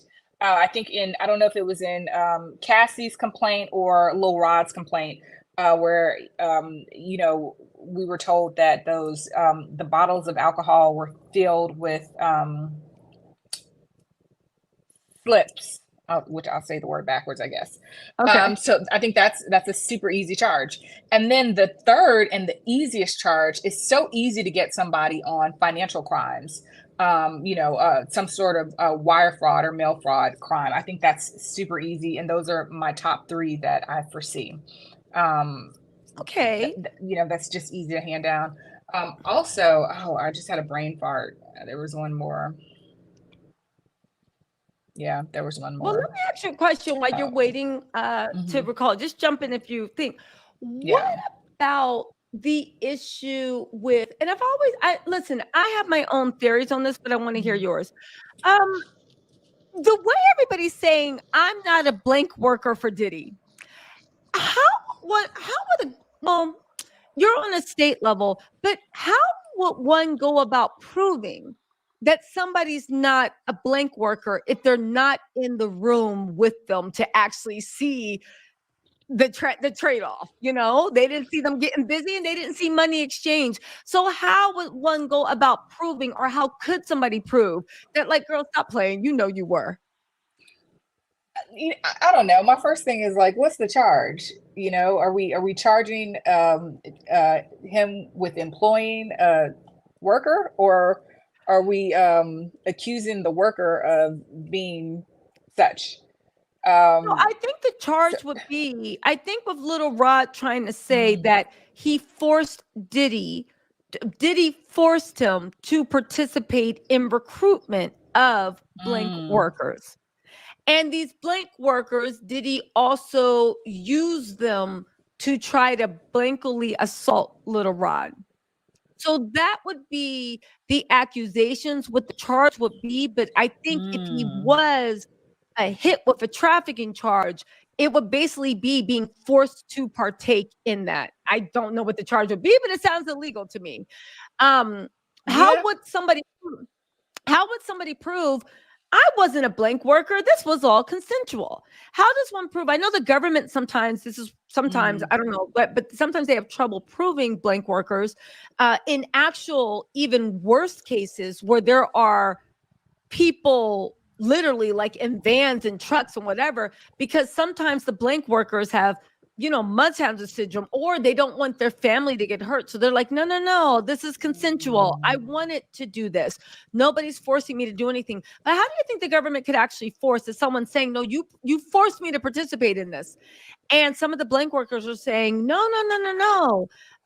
We're just friends that I pay money to, or they pay me. How could they prove that? I know that there's transactions, right? For instance, I say that you're a blank worker. You say, no, I'm his personal trainer. But when they look at the wire transactions, you only see your personal trainer 5 times a year. And when you come, you stay for 3 days and there's like a transfer of 25,000. Like, what they show. I would look at the evidence. What evidence can you prove? Okay, so we do have the transfers. What is, is there anything formally written down? What's in your job description? Do you have a job description? How have you fulfilled that job description? Is there evidence that you are, what evidence do you have that this person is being paid in exchange for fruitful activities? Yes. So it just really comes down to evidence, or even lack of evidence. So again, what if you don't have a job description? What have you done toward whatever your job is? What's your job title? What evidence do you have that you've celebrated yourself with this person and other people, or even 1 or 2 or 3 particular people? It's just all about evidence and what do you have to corroborate the accusation that you are a blank worker? Okay, so this would actually just come down to, like you said, the evidence, even though Diddy's team, and again, people on social media and Diddy's team are saying there's no evidence. At the end of the day, if this makes it past discovery, it will just be put out in front of the jury, and the jury will decide whether they believe it's true or not based off of what each side either shows them, or, like you said, evidence or lack of evidence. But it's something that could be easily proven in court. Okay, I know what I was about to say. So it's so interesting to me, like, just how this all came about. And I was just wondering, just like thinking of Diddy's team, but, even thinking of Lizzo's team, everything that we've seen lately with these people who, we now know that there are major lawsuits and, with salacious accusations. I'm wondering, these lead attorneys on their case, do they believe that they're above social media? Are they familiar, the lead attorneys on let's take Diddy. Let's take Diddy's case, for example. The lead attorneys on Diddy's case, are they familiar with social media, how it works, these different apps? And I ask you that because why would they not encourage him to settle? Because they're always in, you send the complaint, or you send the petition for damages to the attorneys before you ever file suit, right? Okay. So with all of these allegations, that are being set forth, and how damaging they can be, and how they're going to live in perpetuity on the internet, and how they're going to have they're going to take on a life of their own once they're out there with social media. Everybody's going to put their own spin on it. I wonder, are these attorneys within the generation of social media. Because if you look at Lil Rod's attorney, he's done some unorthodox things that I think have really taken Diddy's attorneys by surprise, namely putting he's just taking it to the trenches. He's putting their pictures, you know, in the petition. That's unique for me. Even especially when the second petition with the young woman who was a yacht person, Gracie, you know, yeah. he used the pictures to identify Diddy's son from the raid. I mean, that again is unique to me. But and not only that, you know, he's been using social media. And if you look at one of the letters that Diddy's attorney sent to the judge, he said something that was very coded. He said, practicing law is a privilege. To me, that was very coded. Listen, let me tell y'all something. I don't think they're ready for him. I don't. And I've been saying this on my channel a lot. And you are, of course, a young Black lawyer. A lot of people don't realize justice isn't blind. And talk to the people of color, particularly Black people, right? Because there's people of color and there's Black people, about what happens in the legal field. That struck me the wrong way. Practicing law is a privilege, as if a young Black attorney does not have a right to be in these spaces and does not have a right to play the same dirty game that they've been playing. The only difference is because they've been in the game so long, they know how to keep their hands clean.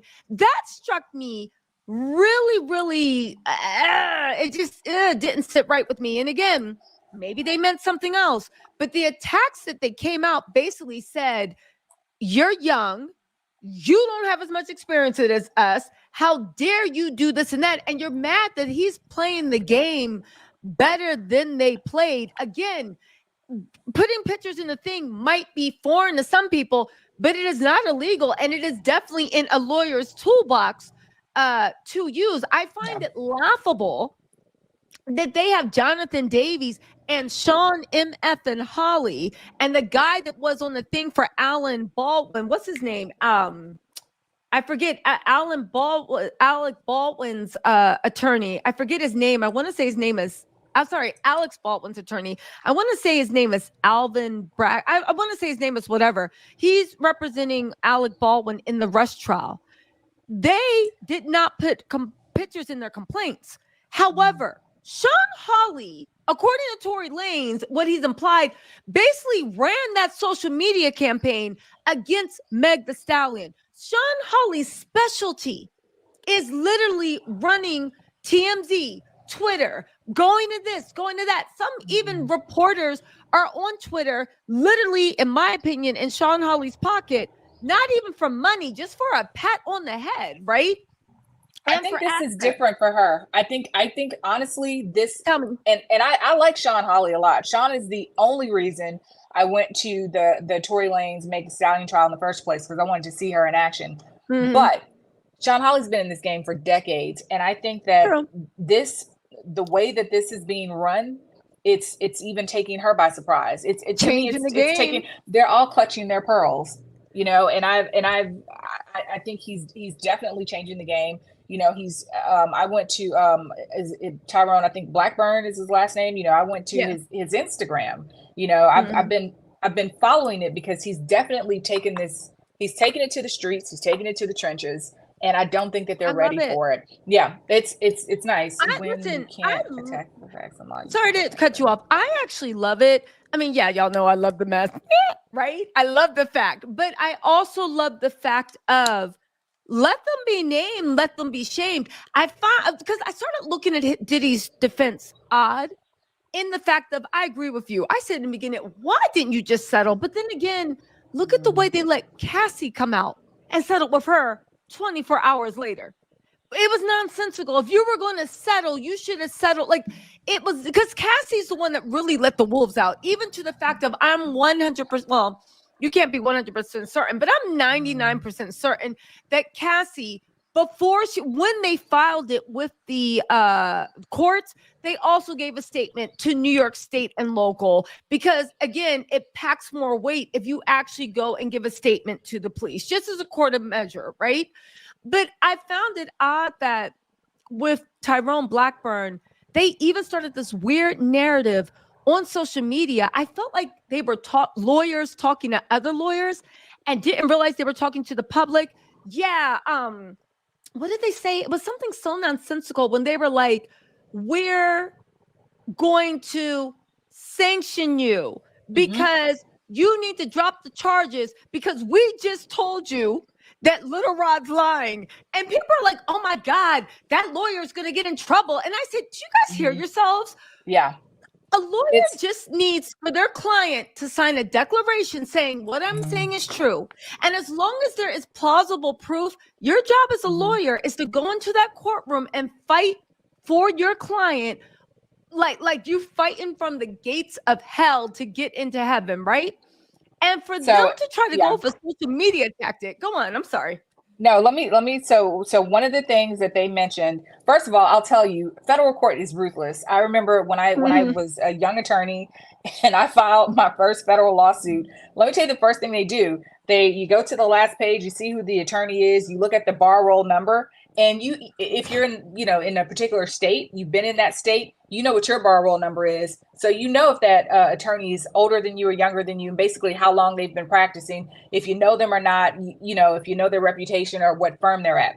I remember the first time I filed a federal complaint, the attorney from a large firm wrote up my motion to dismiss for me, sent it back to me and said, all you've got to do is sign it, get rid of this. And my feelings were so hurt. But the federal, I think just, the federal practice is a beautiful way to just slap people with words. They're just very nice, nasty, and it's a beautiful thing. But what they were talking about is Rule 11. And it's basically, you can get something called Rule 11 sanctions.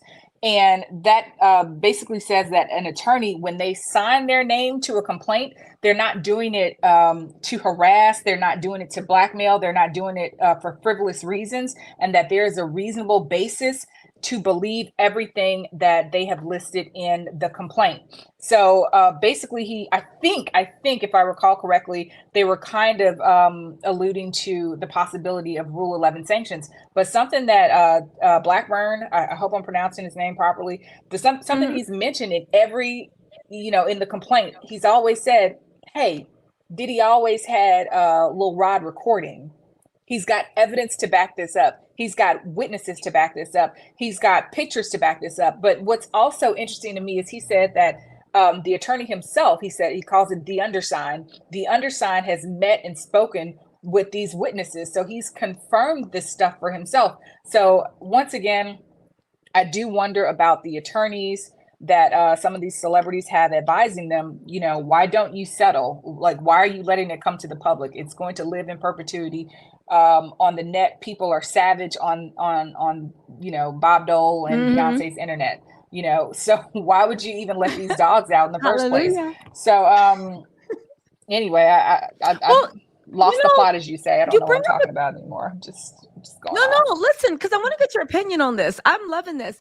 I think you bring up a good point at the fact that when they said practicing law is a right, and it was very coded, I think they thought they could intimidate him and perhaps bully him into, kid, you're in the big leagues now. And they could kind of pull rank and silence him. And I think this man is Trinidadian. Anybody knows anything about trying to embarrass a bully an island man, good luck with that. I don't think that they were ready for when they went low, he met them in hell, right? So he's not intimidated. And he just, every single time they tried to shut him up, he came with more evidence. He gave more stuff. On top of that, then he said, and there's a woman that got proof, well, according to her, that your son also did this, okay? But then even after that happened, to the fact of law, again, you would know better than me, right? But from what I see, law to a certain point seems to be, in certain cases, a game of bluff. Do you think it's possible they really didn't believe that Rod had all the evidence they had because Diddy was maybe telling them? That's impossible. Nobody's ever filmed me. Like, do you think they were listening to their client being like, he's lying, and they went on the attack? Because if you honestly think, again, to your point, Tyrone even said in the last letter to the judge when they tried to get him on Rule 11 sanctions, I have all this and I'll show it to the court. Like, there's no problem in that. And all of a sudden, everything went on mute. What's your take on that? So interesting. Let me say first thing about bluff and law is, yeah, it's about maybe bluffing, but law is all about procedure, right? Like, okay, we know all the time, like, you might have the facts, but who really knows what the facts are? You know, it's all about like, if you can put forth the facts in a manner in which people will believe it, you know. But my professor used to always say, procedure wins cases. And let me tell you an example about procedure. And I don't know if Blackburn was even thinking about this when he did this the way he did. But basically, when you file a suit, you have to serve the other party, or that party can waive service of process, right? And that's a formality. You have a certain amount of time within which to serve that person. I think what is the guy from UMG and the other guy from UMG? Lucien Grange. Yeah. His attorney said Blackburn filed this suit. He did not serve us. So for 30 days, our name is out there. You know, we're allowed to become mud in the streets because you haven't served us. And since you haven't served us, we haven't been able to file an answer. We haven't been able to even respond to these allegations. So they entered into the suit themselves voluntarily to waive service of process. And that's one thing that they were alleging, saying that basically he's playing dirty. I honestly don't know if he's playing dirty or if that's a tactic that it's clearly something that they've seen used before, but it's an old school procedural tactic. And that's what I mean. Like, in this case, procedure wins cases, and you get stronger and more knowledgeable when you've been in this game a decade or two. So that goes back to when somebody's filing suit against you, and I think you just mentioned it, Tisa. They didn't really take him seriously. You know, maybe not, who knows, but you know, you could argue that they didn't take him seriously because they looked up his bar roll number. You know, they looked up his history in Pacer. And if you guys don't know, Pacer is just the federal system where you can look up cases. Anybody can do it. But they probably looked him up in Pacer. They probably looked him up in whatever their local districts were to see what his history was. Probably called around, saw that he was a solo practitioner. You know, they don't know who his mentors are or where his relationships lie, but maybe they didn't take it seriously. And, you know, if we are to believe that the initial demand was something so low as $50,000, maybe they didn't think he'd go anywhere with it. Because I can't imagine somebody saying, I have evidence to back all of this up, and they're reading the petition that we all saw, or the complaint that we all saw that was filed. And I can't imagine them saying, hey, let's not try and work this out or make it go away. Let's go ahead and take this ish to trial. That doesn't make sense to me. But you never know what happens behind closed doors. You don't know what you bring up a good point. You don't know what happens behind closed doors. I would be willing to take a guess that, judging by the way Diddy's team has been utterly dismissive, condescending, and just outright, like, not even nice, nasty, just nasty. I do agree that they took this as a joke. I do want to say that, again, law is run on procedure. And as much as it's so funny, you're the third person that told me that. Thank you for bringing this up. It's such a great point, girl. You are always on point. Where what he did, by the way he filed and serviced the process, it was an old school, you know, a brown suit lawyer, Cadillac lawyer trick. But it's not a trick, but it works. And the fact that they were able to put all this out, they still haven't been served. They did this and that. Again, you're mad that this young lawyer that you looked up in Pacer, and you're like, oh, you're still new. He's young, hungry. Again, let's see what things plays out. But it seems like he is on his young Johnny Cochran vibes, right? People took Johnny Cochran as a joke until the joke was on them. So, and now, you know what I'm saying? They took it as a joke, and he is beating them at the game, because at the end of the day, You might have won the case back in 2004, 2008, but baby, it's 2024. It's a new game. I'm using correct procedure to run the social media game. And they have all these people in press talking about some rule 11. I don't know. Do you have any proof? And they don't even realize you will be stoned in the court of public opinion by the time this even, and if it gets thrown out, people are going to be like, yeah, but you know, it's probably Diddy's money. It's like, why did you let this happen over a 50,000? If it was 50,000, I'm sure they would have settled for a couple of million, and you still chose to do no. It'll never go away. But for me, it's even reading the first couple of pages of the complaint where I'm looking at the pictures. I will never forget. I'm looking at the pictures in the bathroom where this guy, I think his name, Mr. J or what have you, who I think is still, like, you know, his whereabouts are unknown. I'm like, I never would have let that get out. You know, I don't know the reason. Yes. I don't know the reason.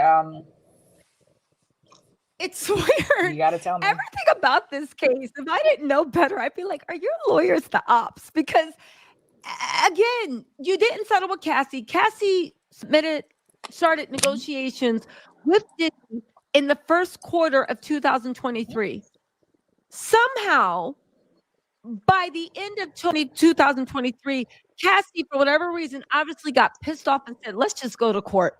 You misjudged. And then 24 hours later, you ended up settling. Again, this Little Rod case, $50,000 in some publishing rights on a failed album. And you got it. Screw you. So that's the thing too, right? Think about it. We saw the Cassie response. We saw the 24-hour Cassie response, right? So if you read the complaint, I think it just corroborates a lot of what was in Cassie's complaint and adds just another level of just criminality that we did not see. You know, another level of street that a lot of people did not associate with Diddy. So if you read that, why would you let it get out? You know, you tell me, what's the reason for not settling? I think it's, again, do you think as a lawyer, hold on, turn my camera off, okay, sorry, my internet struggling.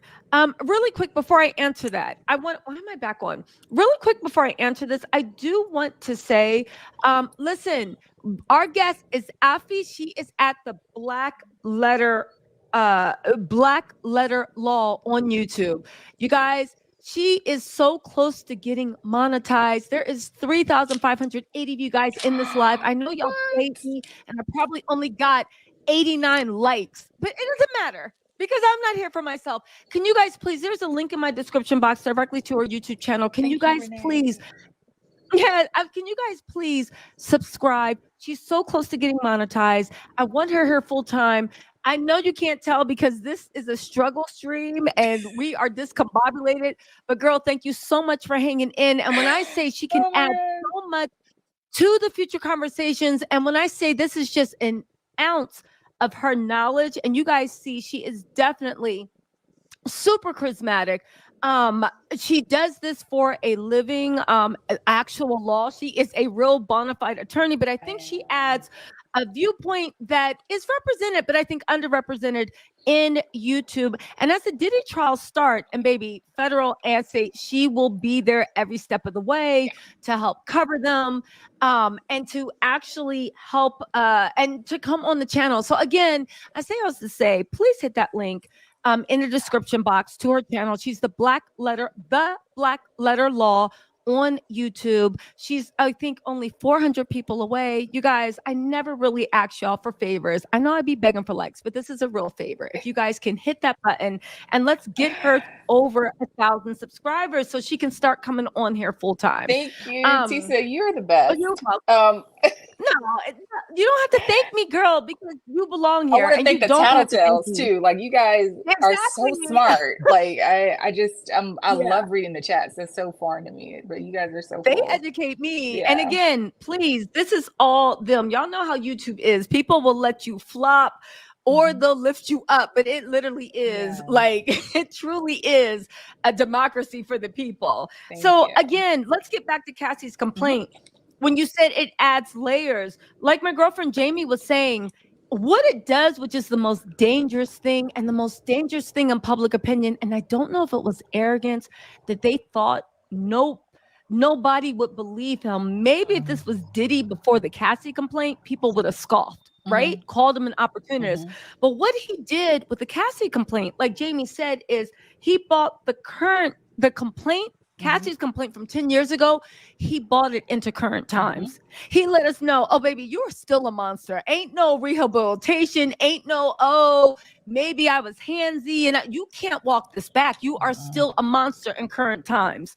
And everything Cassie was saying, you are still out there preying on the community, you know, men and women. So yeah, it's a lot. You know, again, I want to go back because the arrogance just shocks me at the fact that that is the golden question. Why? But again, going back to what you said with this young lawyer, Tyrone Blackburn, I really think what happened was they wasn't ready for someone. I think they thought they could intimidate him. They could control the narrative. They could issue a few press releases saying, oh, did you look? He lost the case with T.I. Meanwhile, the whole internet is screaming, did you do it? Like, what is going on? You know, like I literally did a live where I was like, Diddy facing all these charges, and he is on a pier in orange shorts doing the Diddy bop on his pier in Miami outside of Star Island property. And I was like, you look like a complete psycho. You are literally being compared to the Black Jeffrey Dahmer, the Black Jeffrey Einstein, and you out there doing the Harlem Shake. Like, sir, was Steve? Oh, this is what I want to talk to you about. Sorry, can we talk about the people? Oh, I thought I was going to have to hold it down. No, good God. Listen, can we talk about, no, Miss Chatterbox is back. Can we talk about the interesting choice of the people that I would imagine Diddy's attorney have okayed to rally around him? Stevie J, Young Miami, Daphne. Let's start with Stevie J. Would you have even advised for your client facing these charges to be with someone the likes of Stevie J? Cycling around, taking photos, doing whatever. What does that serve? Do you think that my first thought is, do you really think that he would allow his attorneys to dictate who he can have around him? Do you think he'd accept that advice? If I know Diddy might be arrogant or whatever, but if I was facing blank trafficking trials, if I was facing blank charges, and I knew, like, here's the thing. Little Rod knows what Diddy did, whatever it is. And Diddy knows what he did. So me being righteous in my fury that I am innocent is a completely different Tisa. You know, it's like my mom accusing me of stealing cookies. Tisa didn't eat the cookies. It's on a completely different time than Tisa that ate the cookies. Tisa ate the cookies. They go be standing in the kitchen, circling the cookie jar, right? So Diddy knows that there, you know what I'm saying? You're not going to find me. But righteous fury, Tisa, will be sitting at the table like, I didn't eat those cookies. How dare you? Cookies? Yeah. No, I didn't. And I'm in the kitchen. What of it? Because I can be here. Right? Yeah, like, I dare you to accuse me of these cookies because I know I'm innocent. So, Diddy, you know what you did. And you know the parts of the lawsuit with Cassie that's true. And the parts. So, would I take my lawyer's advice if I was looking at those charges? Absolutely. Because here's the thing. Someone's advising him, because when it happened, Misa, Carisha, Daphne, what's the other girl? I forget, Jade, Stevie J. They all rallied around Diddy with the same narrative.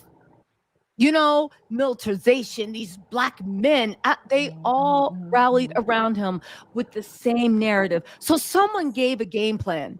Young Miami tried to lie and be like, that's ridiculous. I was never there, even though there is proof that you were there.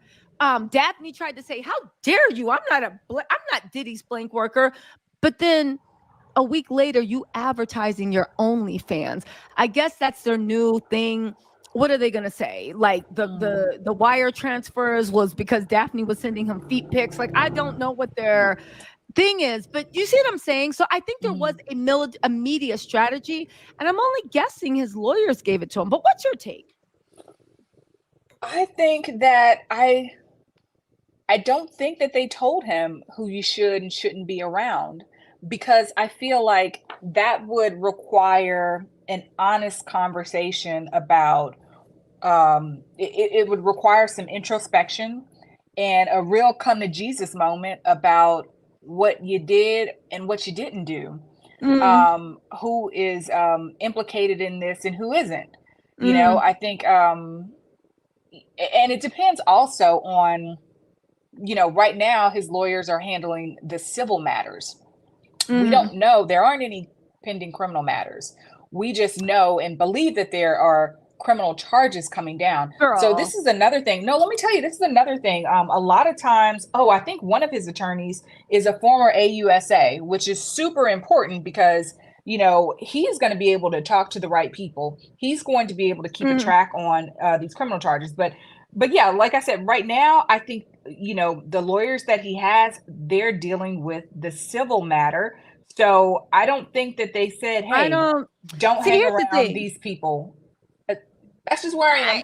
No, listen, let's challenge that. No, you might be right? But let's actually challenge that, shall we? Because he is a grown man. He's a grown, powerful mogul. Man, but Diddy wasn't flaunting Stevie J this much. Like Jamie said, he wasn't flaunting Stevie J this much before. We should just see him we would just see that Stevie we paid in the background attention to, right? That we paid attention to. No, Stevie J posted that. But look, he posted that video. I'd never seen him do anything like that before. You remember the video of like, this is a real 50, not 50. This is a real Diddy part. I had never seen anything like that before. I didn't even know the extent of their relationship, but also I wasn't woke to it either prior to this. Well, that's what I mean about flaunting him. Stevie J was always in the background if you actually go back and think about it, but he was up front and center. They riding bikes like they a couple in love. Somebody said at this point, Diddy might as well walk the red carpet with Stevie. They are the new couple, right? It girl, Stevie J. But I will say this, right?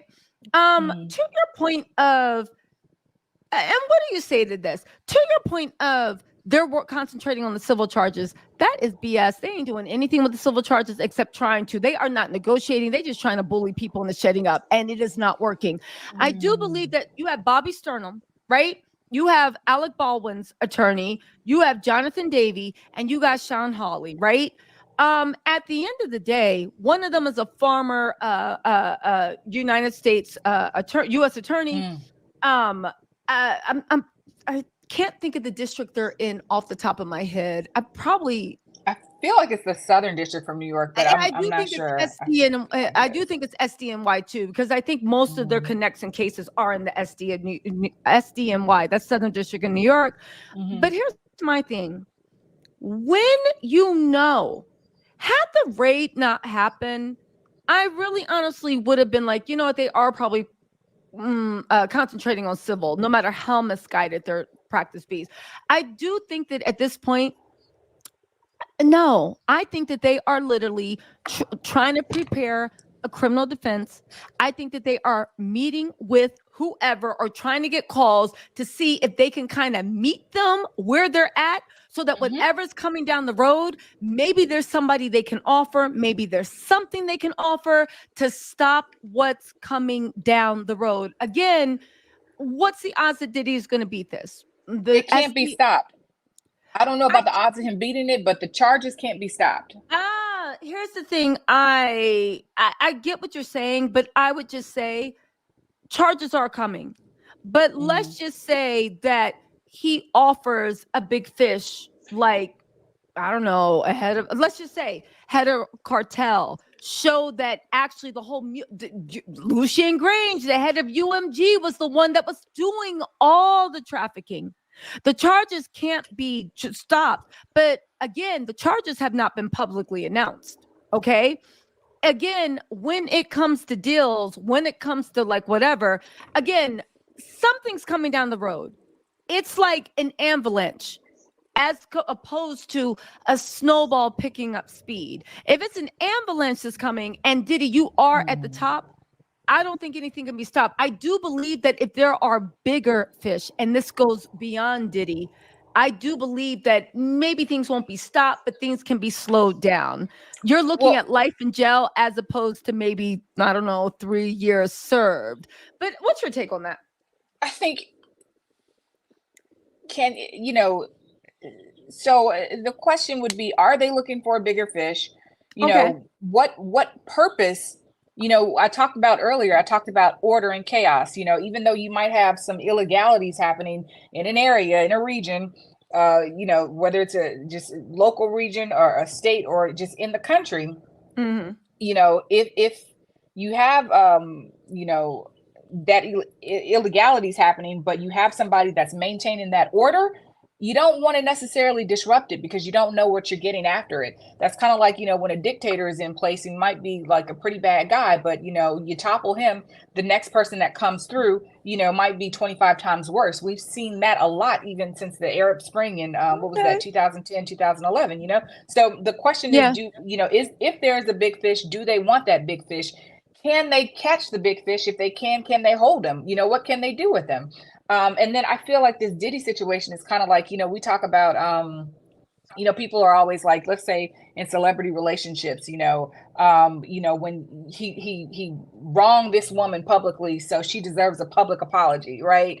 I think that this has been a very, very public matter, so it's not going to go away quietly with a good deal. The public was shown something, so the public is going to want answers. The public is going to want their hand in this. They're going to want to dabble in this and feel like they have a part of it, because the government put the public in it when allegedly they notified the media to this raid.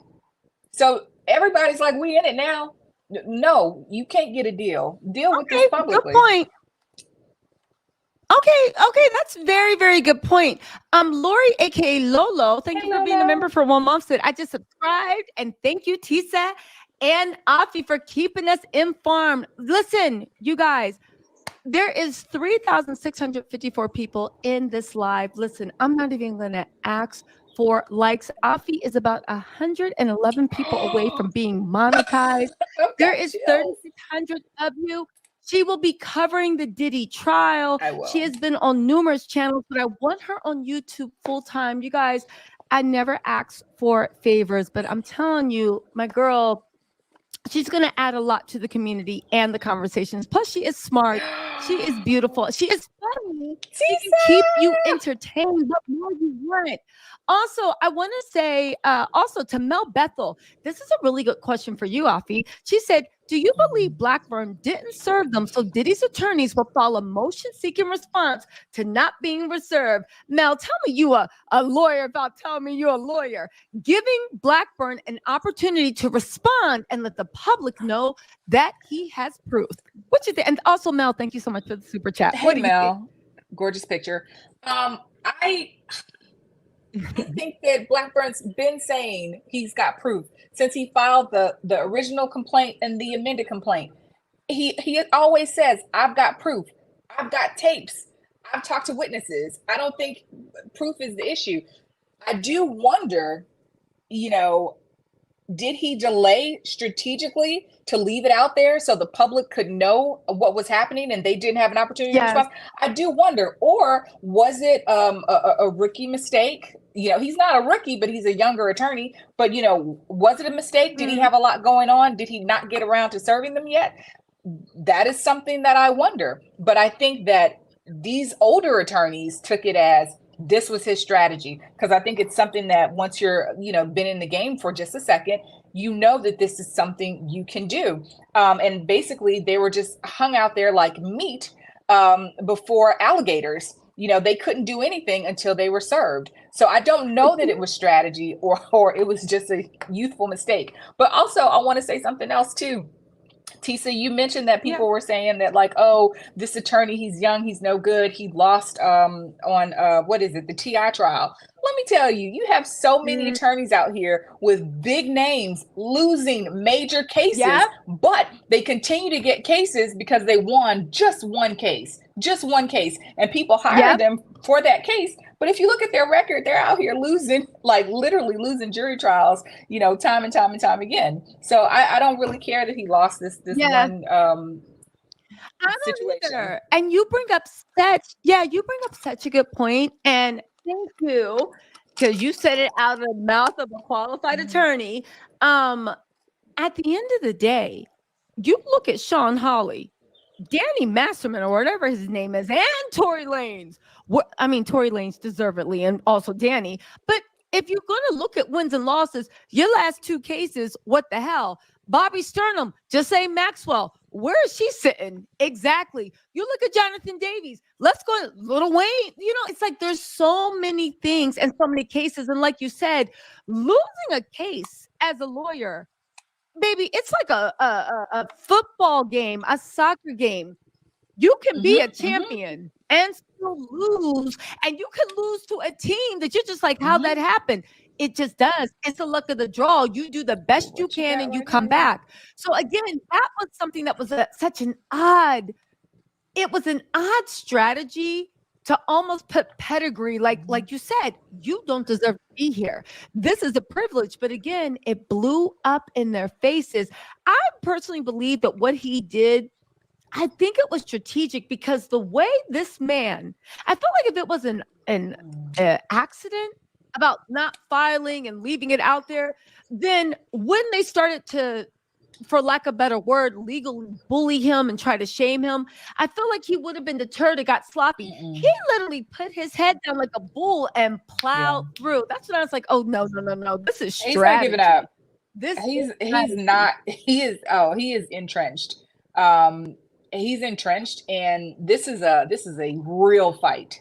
And I think he's showing them, I've followed everything on Pacer, and he's not backing down, and I would wonder, who are his advisors? And that's something you never know. We used to call them gray heads.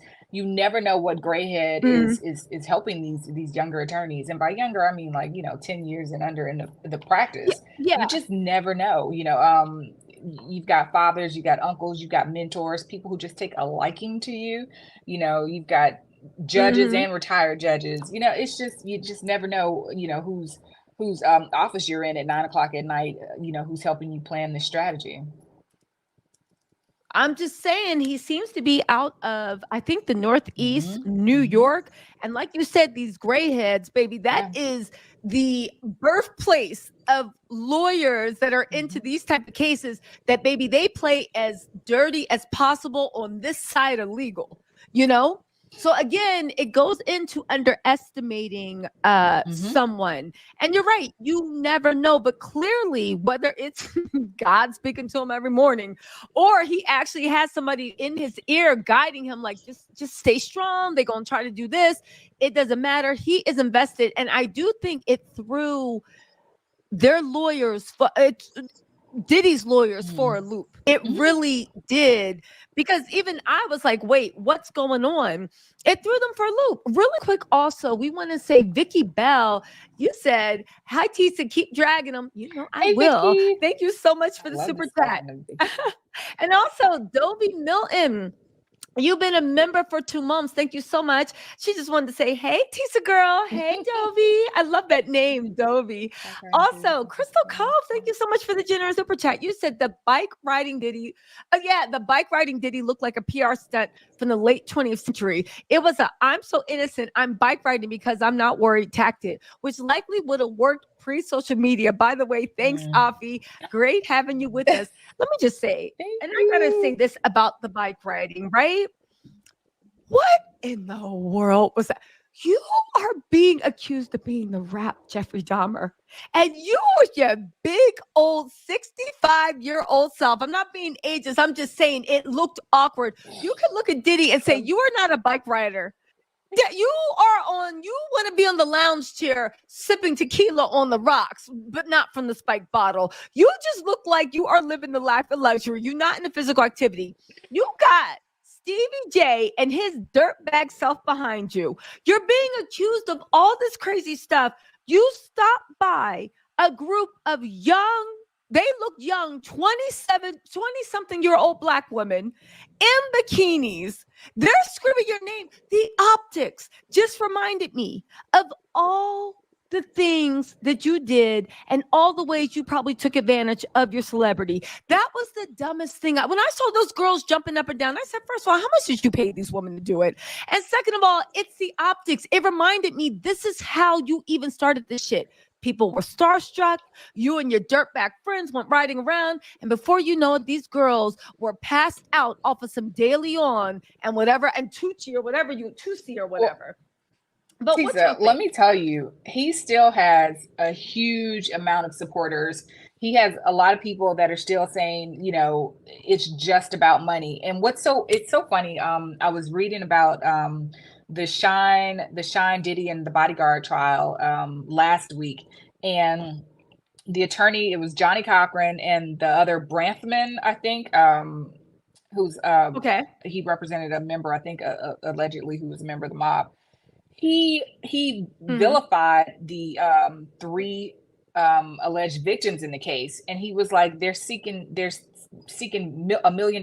You know, all they are is money hungry. And I think that Diddy has a lot of supporters to this day who are still saying that, you know, these people are just money hungry. You know, he didn't force anybody to do anything. I don't think they've really read the complaint, but that goes back to what I said earlier when we were talking about his attorneys advising him of who he can and cannot hang around. If you're Diddy and people are still waving at you and saying, we support you, and you still reading comments and people are saying, we're on your side, we love you, you're a mogul and you're still responsible for feeding families, not just your own, but you're still running businesses and putting food in people's mouths. If you are, I know he sold a lot of his interests. Yeah. Can you really tell this grown man, you know, who, like us all, probably has a huge ego, who he can and can't be around? Do you not think that he's going to formulate some sort of, he's going to maybe hear what you say, but he's going to put together his own strategy based on, you know, his experience and what he believes, that people love him and that these people are only after money. You know, he didn't force anybody to do anything. You know, if anybody was underage, well, he didn't know. What? Well, it's a good point. But, you know, like my girl Jamie said, right? And this goes into what you're saying about, can you tell a grown man what to do?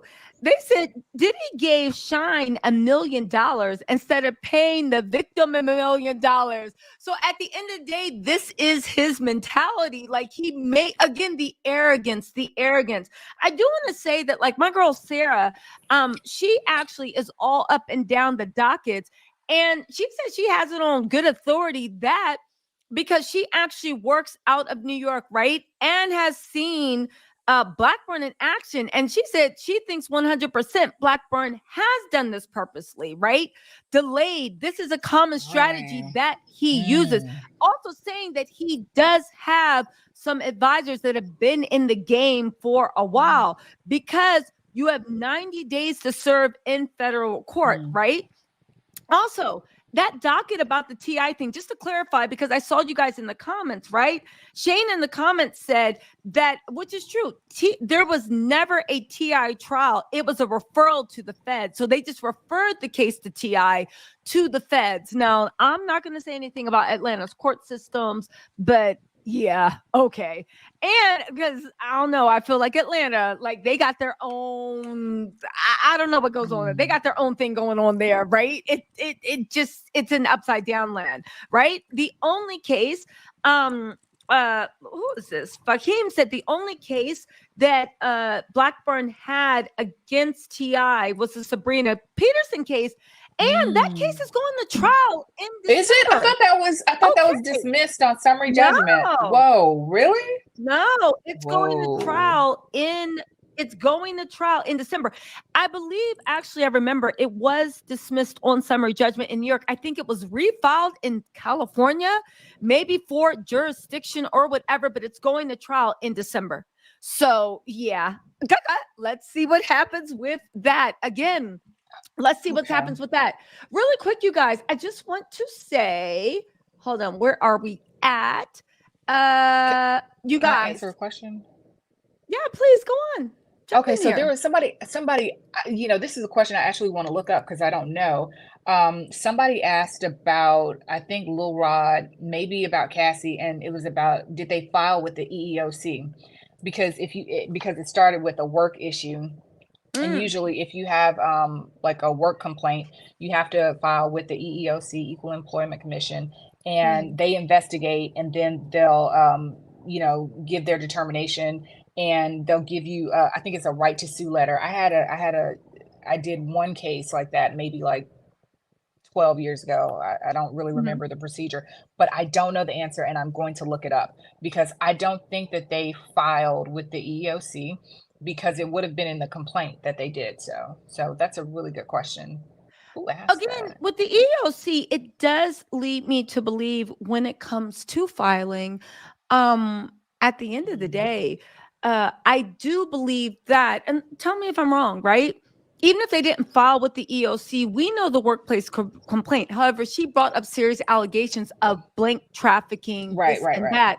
I do believe that when they did file, an attorney on Douglas Wigmore's level, just like an attorney on Tyrone Blackburn's level, you would go to the local authorities and actually file a complaint with the police to start it off. Again, will it go anywhere? Who knows? But you do that to let them know I'm not playing, Again, it's all nonsensical because I would have thought if they weren't scared of Cassie filing, they would have fought her a little bit more, not rolled over 24 hours later. That was so weird, but it makes me wonder what Cassie actually said. Really quick, they said that Afi is almost at 1,000 subscribers. Let's see where she's at. You guys, Wait a second. Afi is 15 subscribers away from being monetized. 15 people away. I will not ask for another like for this live. I know y'all like to play me with lives, but since we have a guest, can y'all please? She is about to start giving top level content. She will be our eyes on the ground for the Diddy trial. She will be in there. You guys support, okay? She's a really solid person. Smart as can be. Beautiful. You are. You're smart. You're beautiful. And not only that, but you also have real life experience practicing this. You're not just speaking hypothetically.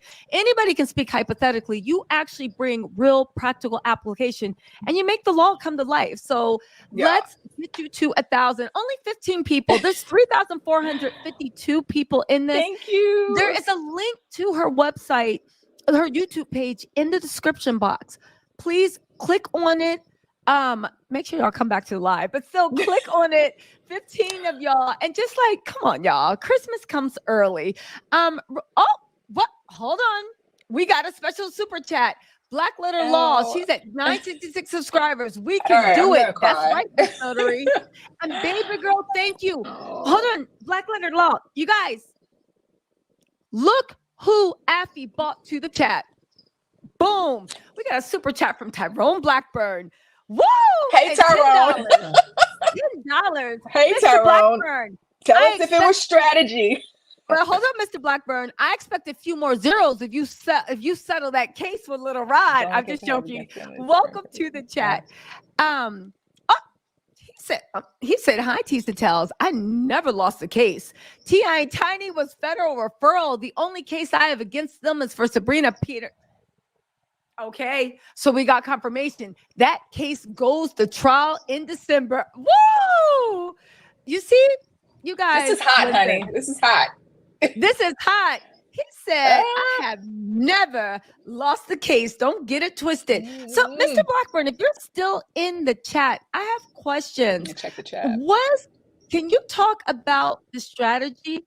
Was it actually, Mr. Blackburn, would you be considered coming to my channel when all said and done? I would appreciate it, right? But somebody said, Tyrone Blackburn, we love you, brother. Hold on, where we at? Tyrone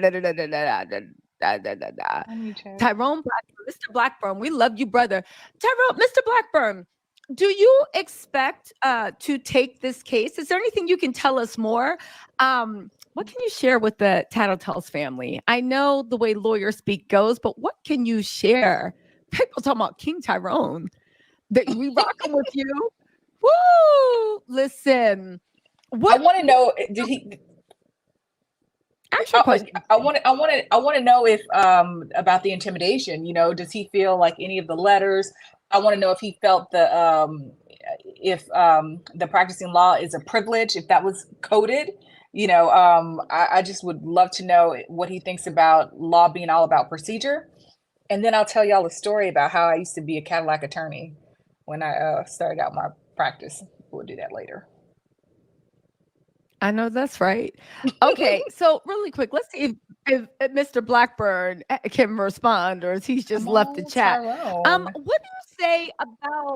What do you say about law being a privilege? Do you think that it is a privilege, a right that you have earned to actually practice law? I wonder what he can actually talk about. Okay, it seems like he has left us in the dust. He's left the building. He just came in to let us know. Don't get it twisted, Tisa. Let me turn my camera off really quick because this YouTube is hating on me. He said, "Hi, Tisa. I never lost a case. Tia and Tiny was a federal referral, and the only case I have against them is for Sabrina Peterson. That case goes to trial in December." I know that's right. He set us straight. He set us straight. That's amazing. Okay, so I don't know if he'll ever respond. It seems like he has left. Whoever bought Mr. Blackburn to the trial, to the chat, Tattle Tells family, we love you so much. Thank y'all for rocking with me and for even bringing this to the chat. This is exciting now to harass Mr. Blackburn until he comes on the channel. Lexi, to me, thank you so much for the super sticker. Really quick, Afi, we're going to get in.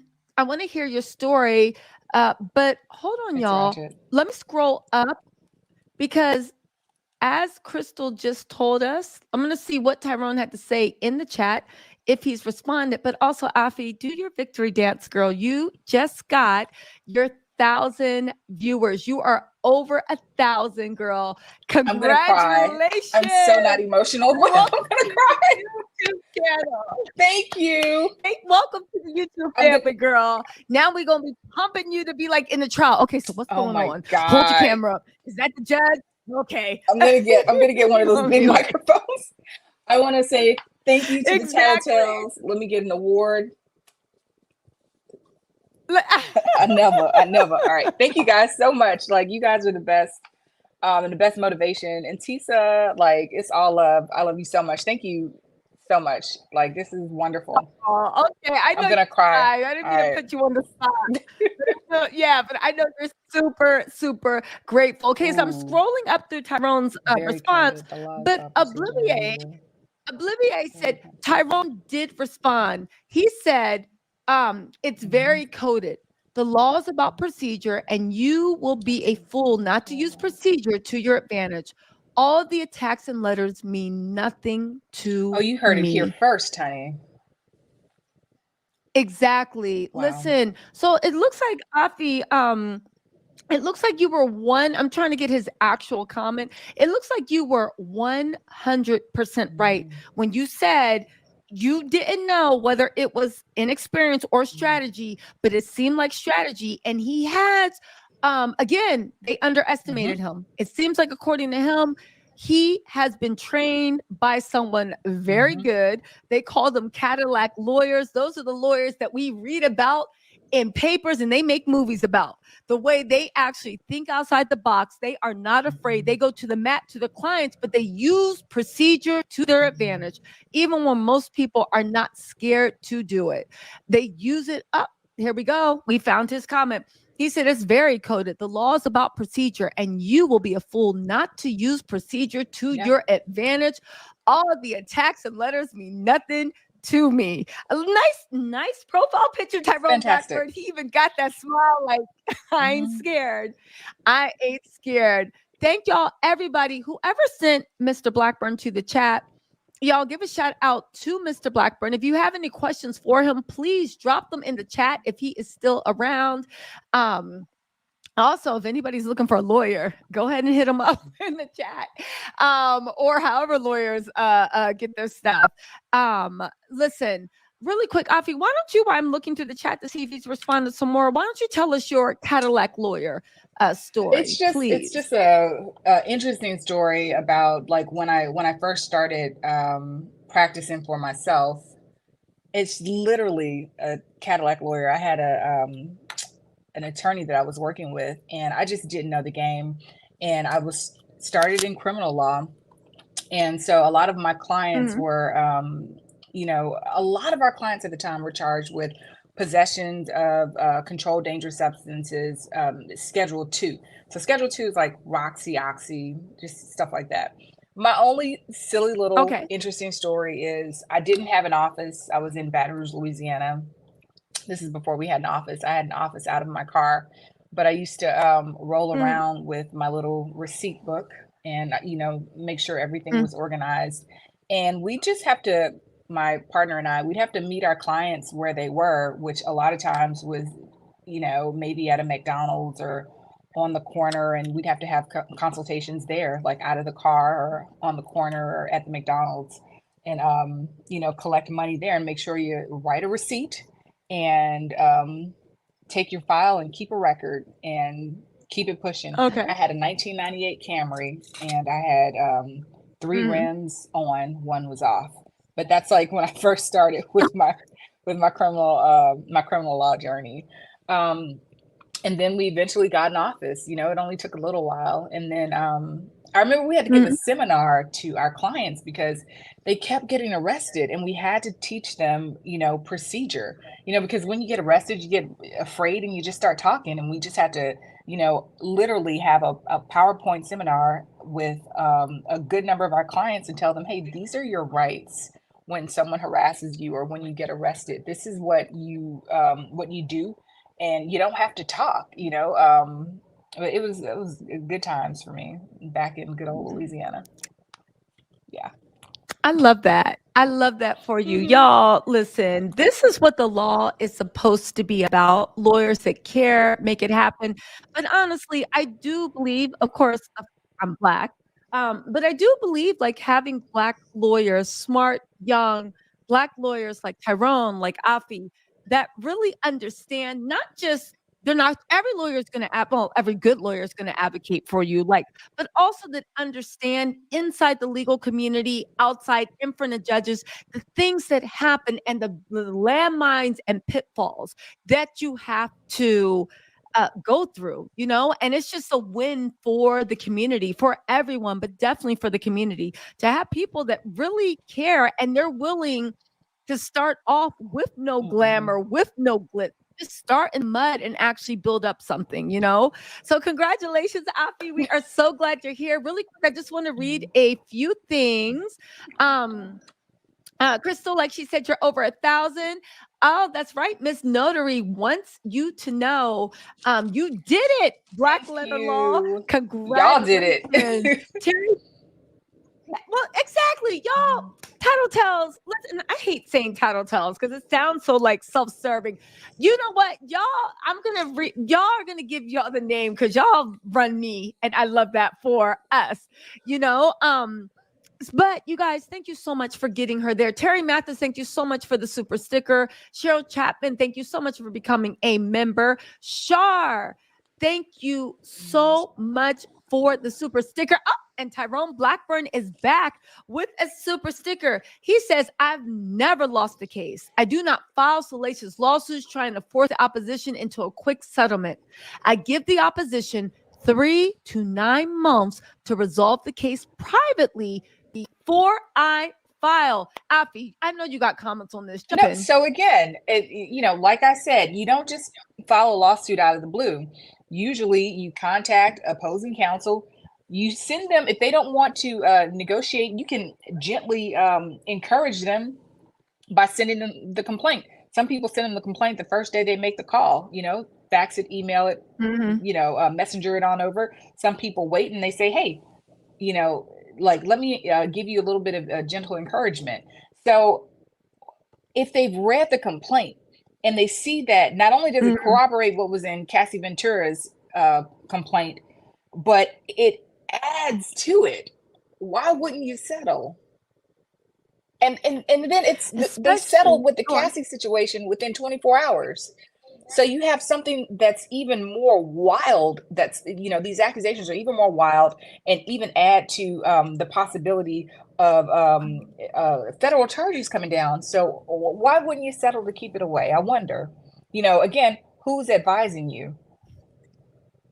You know, there is a theory that Diddy is washing money. Okay. We'll see what the feds come out in the thing that he is washing money for who. I would imagine is some type of criminal organization if he is, because who else needs money washed?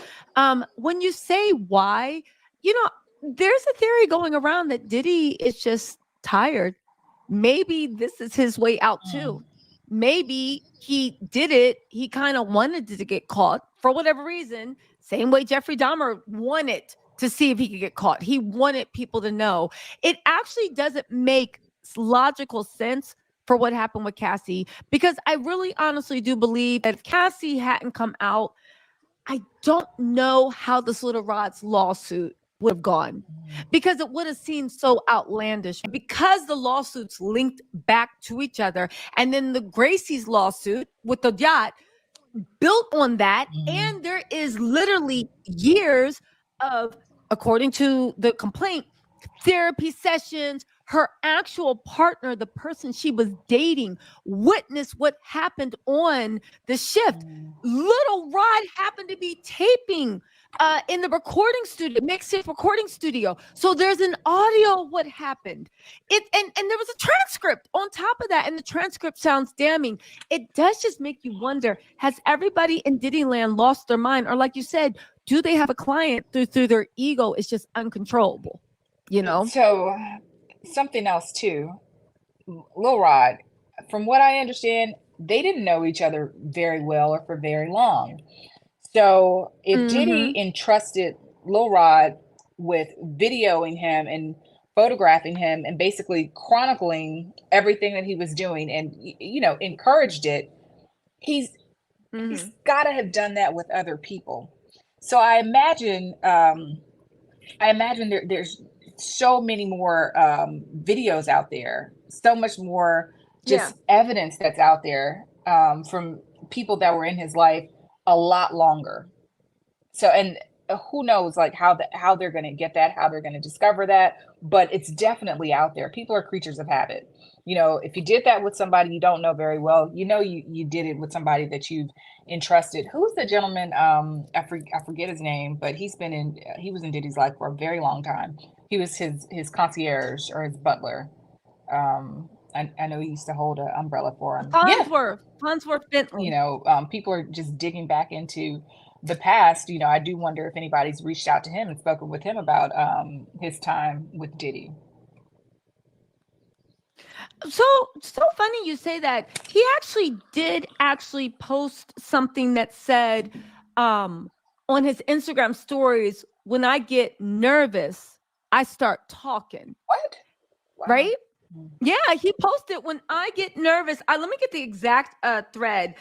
Farnsworth Bentley. Hold on. Farnsworth Bentley. Hold on. Farnsworth Bentley post nervous. Hold on. Y'all know me and my Google skills. Okay, so he posted and delete, when I get God, where is this? He has 2 children in Atlanta. He posted and deleted, when I get nervous, I start talking. Oh yeah, when I get nervous, I tell the truth. He was quoting Jay-Z. Now, when I saw that, I was like, are you asking for a payout? Is Diddy threatening you? Like, are you saying, yo, back off? It's odd that out of the blue he posted that. Or maybe he knew that at the end of the day he can get some money from Diddy, which it makes me think. I mean, I'm not going to get into what the relationship was, because he's married with 2 children in Atlanta. Do with that what you will. But what do you take from that? Him just posting that out of the blue. He tweeted that, and then he posted that, and then he deleted it right away. What do you think about That's that? different. I don't know if they, Sean Hawley and Jonathan Davis. I will get back to that. Tyrone is speaking. Yeah, let's do Sean this. Hawley and Jonathan Why don't Davis. you read it? Okay, yeah. Sorry, I didn't mean to just do that. I didn't mean to jump in. Oh, please go. Sean Hawley and Jonathan Davis had the facts and evidence to Lil Rod's case 2 months prior to the lawsuit being filed. Also, I pick my clients. I do not pick their facts or their evidence. Wow. Thank you for that information. Girl, yeah, you know what's so funny? Lawyers see lawyers. You peep this from the beginning when you're like, it seems like Tyrone Blackburn did A, B, and C. So I guess you're right? A lawyer like sees like. Sean Hawley and Jonathan Davis had the facts and evidence of Little Rod's case 2 months prior to the lawsuit. You know what I will always say, and let's see what Mr. Blackburn has to say. Cheryl wants to say congratulations on the 1,000+ subscribers. Thank you, Cheryl. I will say this. With the Sean Hawley and Jonathan Davis, I do kind of think what the game changer was in the court of public opinion, even though we were already side-eyeing Diddy, after that raid happened, all these little tricks in my mind that they were using these old school legal methods, I think it all went out the table, all went out the window. Because if you had any doubt that there was potential validity in what Little Rod was saying, after we saw that raid, I don't care what anybody says, you had they like to say, a militarized raid on that property. It did nothing but in the court of public opinion say, okay, Ninja, you did it. You did it. So maybe they had a plan of attack to handle Little Rod, and the raid came out of nowhere. And that was the game. That was the wild card. What do you think about that? Again, it doesn't. So I read Blackburn's complaint, and for everything that he alleged, from what I read, he said, and guess what? I can back it up. If you're telling me you can back it up, if you're telling me you have video evidence for these allegations, I'm going to be shaking in my boots, and I'm going to advise. I'm going to say, how much are you looking for? Can you give us what you have, and then go away? There's no way I would have let this. And again, I don't know everything that they know or knew, but for me, I would say, hey, you don't want to further damage your image, especially because, again, his stuff just corroborated Ventura's complaint, and it just added to it, because I felt like in Cassie's complaint, she was with him for years, a decade, right? There's so much that it was clear that she didn't include in there that she very well could have. Yeah. So I just feel like he just added color to a very black and white complaint, and then I think the next thing you can do is add some animation to it, settle that. Maybe we want the mixtape released post haste. I will say that Tyrone Blackburn, and not just because he might be listening in, but again, he is young, he is black, he is talented, and he is not scared. And that's what you need to make it in the legal. Yeah, that's exactly what you need in this legal profession. I really wish Little Rod luck if even 1/10 of these allegations are true. I wish that they actually get justice. This is the last thing I'm going to talk about before we go. How much do you, because I've spoke about this in the past, but baby, you are a resident legal advisor. You actually bought Mr. Blackburn through the channel. I guess lawyers seek out other lawyers, right? All you and your people. Well, listen, I know it wasn't you, but still, it was a good chat. Maybe, but here's my whole point. Unless you're a Tattle Tell, Mr. Blackburn. Wink 2 times if you're a Tattle Tell. But I do think this is a question I've long had, right? If these federal charges come, and again, people are saying that it is 90% certain if they are going to come, because if it doesn't, the federal government is going to have so much egg on their face, and it's going to turn into, look at you harassing a black man, right? Absolutely. And I'll be the first to lead that charge. Like, if nothing comes to this, it's like, okay, wait, what is going on? But if these charges are proven in federal court, what position does that put Little Rod and all of Blackburn's other clients, as well as Wigmore's clients? Where does that put them? if the trafficking, the drugs, blah, blah, blah, are actually proven true in federal court? So, Blackburn can tell you better than I can, but it's this often happens. You'll have just parallel matters. You'll have the civil and you'll have the criminal trial, and the best example is, well, you could say the best example is OJ, but of course his criminal trial ended first, and then he had the civil trial. But a lot, like for example, right now, I think YNW Melly had a parallel proceeding with the criminal and the civil trial. So a lot of times you can pause the civil case so the criminal proceedings can go through, because then you have like a lot of evidentiary issues that are at stake. The pleading of the fifth. Are you going to answer all of these depositions? Are you going to take the stand in the civil matter when you have this criminal matter pending? So a lot of times the civil matter is paused when they're dealing with the criminal case. But I would love Mr. Blackburn to chime in on that. But that's my position. That's my opinion, and from what I've seen. Yeah. Okay. That's a really good opinion. I do want to say, first of all, Cheryl said, congratulations on your subbies. Thank you, Cheryl. Thank you for the super chat. Shamala says, Shamala, thank you for the super chat, says, hi, Tisa, this is my first super chat. Welcome, welcome, welcome. There is a concerted effort to discredit Mr. Blackburn all over YouTube. They don't seem to have the facts or law on their side. Is this a Sean Hawley op? Listen, we can't actually accuse Sean Hawley of anything. This does fit her MO. Sean Hawley runs these social media plays. She is on the team.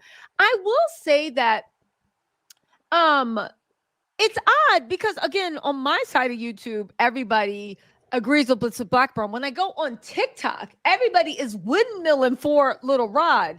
I don't know if it's a concerted effort. I do think the longer I'm on social media, the more you start to see that not that people are compromised. Maybe some people don't understand the law, like the way somebody's like, all these accusations, when are we getting proof? And it's like, that's what a complaint is. It's accusations. You go into the court of law, you write your accusations down, and then in discovery, you bring the proof. And then after that, the trial calendar is set. Well, the trial calendar is set first, and you go into discovery, and then you go in front of the jury and you're like, these are the accusations and these are the proof. And the jury decides what is actual fact. So I find it odd, the stance that some people are saying, but again, it's really, really odd, really weird. What's your take on this, Afi? So good God, I was reading the comments. Oh, okay. So Shaymale. Okay. So or Shamala. Shaymale. I'm sorry. It's a beautiful name either way. Okay. Yeah, I don't know. I like Sean Hawley a lot. I don't know that she so something I've seen, and I saw this when I was at the covering the Tory Lanez trial with I met a lot of YouTubers, and I think with cases like this, and I've dealt with a lot of true crime matters as well. Cases like this, it's just like life. People want a side, they want to pick a side, and they want to it's like a team, like two football teams, and it's a match, and they choose a side, they stick to it, and they go hard for their side. And it gives people life, and it feeds them both, like literally and emotionally. So I don't know that it's a Sean Hawley op, I wouldn't say that, but I think that people want to pick sides, and that's what they did certainly with the Tory Lanez and Meg Thee Stallion trial, and it's based on their experiences, they're in whatever their personal beliefs are. So Listen, we got a lot of respect for Sean Hawley. She's very good at what she does. I 100% do believe that she runs, it's part of her strategy. She runs counter social media narratives. Usually before the people get to court, maybe it can jury taint, people that are on social media usually end up being on juries or the people around them. It's a very good legal strategy. On top of that, sometimes the court of public opinion can make somebody drop their claims or maybe settle for a lower price. If everybody's like, you liar, nobody believes you, again, if this is a Sean Hawley op. So again, we have a lot of respect for Sean Hawley. She is very good at what she does. I do think that if Sean Hawley is running this social media portion, and before it gets to court, I think that she's been outclassed. I think that she needs to go back to the playing field, because I do think that whoever is trying to do this to Little Rod's attorney, and again, it's like sports teams. I have a lot of respect for Sean Hawley. If Diddy's found to be guilty, it's like the people that defend murderers. Yeah, you're a good attorney, but let's just call a spade a spade. It is what it is. Listen, so that's that. I also want to get to, oh my God, Paul Harrison. Thank you so much for the super chat. Paul Harrison, thank you. So Dinner is said, what's up, Tisa? With the FBI risked their reputation on a failed raid of Diddy's homes. Now, you know what? Jamie answered to that. She says, an ex-FBI agent on Nancy Grace said that 99.9% of all times the feds come, right? And with a raid of that magnitude, they do not fail. They do not fail at all. I do listen. Would the FBI risk their reputation on a failed raid? No, I actually don't think I think the FBI, unlike state and local police, from what I've seen, they raid first to collect evidence and then they build over months. The FBI, and again, I don't work for the FBI, I don't know, but their history is they do counter. The FBI, once they think they have everything that they need, they then do the raid, because they know that once the raid happens, everybody starts getting their story straight, hiding evidence, doing this, doing that. So typically by the time they descend on you, they pretty much have what they think, and they're just trying to see, is there anything else, or maybe they're looking for a few last missing pieces. Afi, what's your take on that? Okay, so no, they wouldn't risk their reputation on a failed raid. We talked about this earlier. I firmly believe some charges are coming down, and I think that they firmly believe in their cause. Right? Nobody's just going to sign off on a raid. Nobody's just going to notify the public that this raid is happening. You have to be very specific. Whoever the officers are, they have to lay out the evidence that they already have against Diddy. And it's going to be laid out. It's going to be organized, and they're going to say, this is why we believe this evidence is in these two homes. And this is what we believe the evidence is, and this is how we came to believe this, based on, maybe a confidential informant, maybe based on physical evidence that they've seen. You can't just get a raid signed off on by Homeland Security or the FBI. So they definitely have some concrete, strong evidence that allowed them to be able to raid his homes and seek out whatever evidence that they believe is there. I mean, they wouldn't risk their reputation on such a grand scale with such a huge audience behind a billionaire who, again, feeds people. Back in 1999, Shine said he's $100 million man. Now he's a $1 billion man. That means there are industries behind him. There are people, he needs to stay employed. He needs to stay profitable. So, you can't just do something like this to a person with so much clout and, there not be any consequences. So they're not going to let this go. Criminal charges are coming, I firmly believe. You bring up a good point. On top of them risking their reputation and like you said, they had to go in front of a judge and not just get approval. The judge is probably like, why do you need 6 tanks? Why do you need 300 men? It's even a thing. And like you said, it's not just the fact that he's rich. It's the fact that he is an industry. There is record, there is music, there is clothing. He has billionaire investors, a lot of stuff, and people are interested in him staying clean. So the feds know all this going in. And again, so funny that you say that. It's like the same way they were attacking Tyrone Blackburn. It's the same way they kind of attack the feds. When you can't attack the facts, you attack the lawyer. They attacked the lawyer in Blackburn's case. However, they didn't even attack the facts in the Fed case. They attacked the fact that, but why you come and tear the place up? Not what you were looking for, not this, that, no, but like you were really mean to mess up the room. So again, they're taking an interesting. No, we know what they were looking for too, because I think his attorney, when he made that statement, he was like, "Oh, these are based on baseless allegations," and I think he referenced Ventura's complaint. So I think they were definitely looking for the tapes. Because he said they were the complaints about the FOs and the African. I don't know what I can say, but so we know what they were looking for. Yeah, we know what they were looking for. So but, sorry, go ahead. It's in front of my mouth. No, but you're completely right. They knew what they're looking for. And again, I thought it was weird. Out of all that, they were like showing photos of the way they tore up the house. Like, girl, we all think that there are people hidden in tunnels. Like it's the movie Taken, and you talk about ice cream cone pillows were flipped over by the feds. This is in any other case.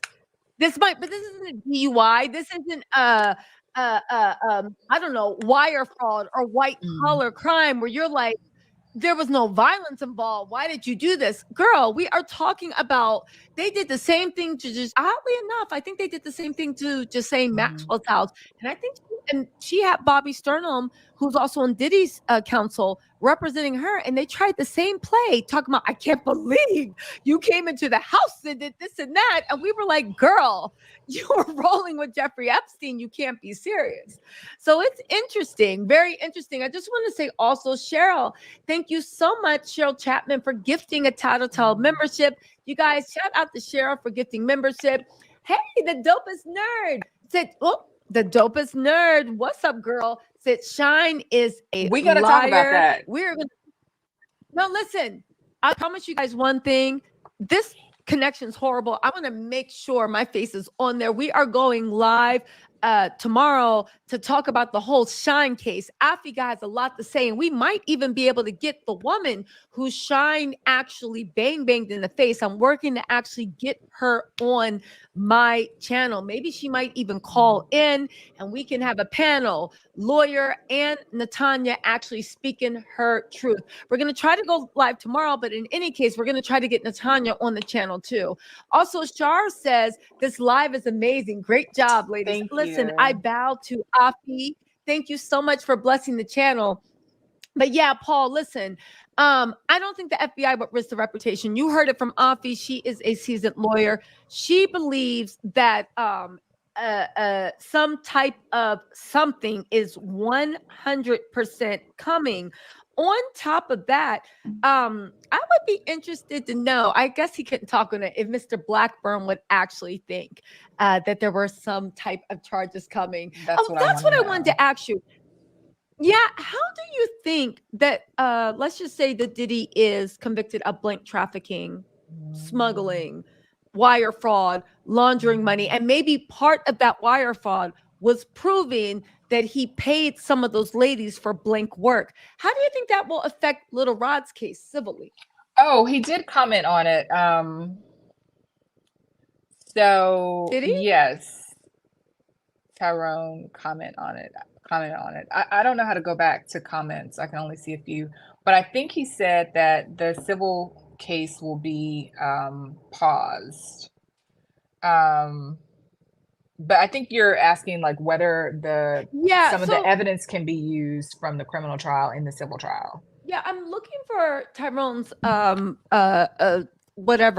comment, but he does mention that the civil trial will be paused while the federal is happening. So that's good. But please, can you make your comment? I'm going to go to the chat and try to find his comment again. Afi, did you want to comment? Oh, no, I'm good. Okay. So in any case, how do you think that the federal will actually affect the trial if he is convicted of any of these things? Do you think it will help Little Rod's case, hurt Little Rod's case? What do you think? I think that if some evidence comes out in the criminal trial, some relevant evidence comes out in the criminal trial, he can definitely use it in the civil trial, and I think it'll help his case. Definitely. I think this is a win for Blackburn. I think Mhm. that a lot of the digging for evidence, the federal government is going to actually do. We know the federal government has an unlimited payroll, unlimited budget. We know that this is a big face. They definitely got more money than Diddy does. Diddy will go bankrupt. Diddy will go bankrupt before he ever outspends the federal government. So I genuinely do believe I do believe that whatever is proven, the federal government is going to be going through records. They're going to go to this. I think a lot of stuff will actually be proven in the case. So it is literally, I guess, the winds of justice are on Little Rod's back, pushing him forward. And actually, again, this is some of the best time I think that somebody could actually, that the feds could have rated. I think it's really good timing for the civil case. Excellent timing for the civil case. What's your opinion on that? No, I would also say it's never too late to settle, but I'm sure Mr. Blackburn would say yesterday's price is not today's price. Repeat that, because I think it needs to be said. Which part? The yesterday's price is never too late to settle. And but Mr. Blackburn will say yesterday's price is not today's price. Woo! The price just went up, baby. Tyrone Blackburn said the civil case will be put on pause. Diddy was served in Liza Gardner's case, and he has not made an appearance. Default judgment motion loading. Alfie, what's a default judgment motion? So basically, when a suit is filed and you serve the person, which is a formal proceeding, service of process, saying you've been served, a lawsuit has been filed against you. You have a certain amount of time within which to answer and and that answer serves as an appearance in court. You can also file certain motions to say that the court doesn't have jurisdiction, or there's like some type of deficiency in the service or what have you. But let's just say everything was perfect. You have a certain amount of time within which to file that answer. If you don't file the answer, the original complaining party, they file what's called a default judgment. You get notice of that default judgment. So once you get notice of that default judgment, you can come and make an appearance. You have a certain amount of time to do that. If you don't make the appearance, you will get a judgment of default, the original complaining party, right? You'll get a judgment of default. This happened in the Games case. He got a default judgment against him, I believe. Oh, that's from right. From memory, I believe it was like $1 million default judgment because he never made an appearance. He never answered in the case. So if you don't answer, you can ask the court to grant a default judgment. Usually they'll enter a preliminary default, which gives you an opportunity to come in and answer. If you don't answer within that amount of time, you can ask the court to confirm the default. When the default judgment is confirmed against you, the amount of money that you were asking for, you get. So that's what he means, default judgment loading. Default judgment motion loading. Thank you for Blackburn, tell me if I'm wrong. Also, Blackburn said when you can't attack the facts, you attack the lawyer. Mm-hmm. That's right. They're even attacking the feds. Really quickly, also, just going to see if Blackburn made any more comments before we go. Thank you so much, Lola, for reposting. If you guys see his comments, please feel free to repost them. I don't want to miss anything. This is actually really huge. This is a great night. Jesus. And we're about to go, Afi. I know I've had you on for 3 hours, but let's do a really quick check to see what's going on. You now have 1,230 followers. Woo! Wow. I'm blown away. You guys, thank you so much for looking out for Afi. I promise you won't be disappointed. She's about to do some great things for us over the summer. And by us, I mean the YouTube community. You guys know I'm in these YouTube streets just as much as I'm on this live. Depending on how much y'all see me on live, it's a sliding scale of how much I'll be. Listen, it's how much I'll be. Listen. Wait, guess Tisa didn't know about Alpo and Misa dating. What? No, I did not know about that. Go on, jump in here. So it's so interesting. I read, there's this guy I follow on Twitter, I forgot, but he knows everything about like the streets. And I did like a deep dive on Alpo, and I think he was in witness protection. But when he was killed, I think he was out of witness protection because he wasn't following the rules or what have you. But Shine, I was watching an interview he did. You know, he used to be called Shine Poe, and he said he got the nickname with some girl he was dating or something. I'm sure I'm butchering the story, but that Poe part came from Alpo. You know, I guess they were just like two New York guys or whatever in the streets.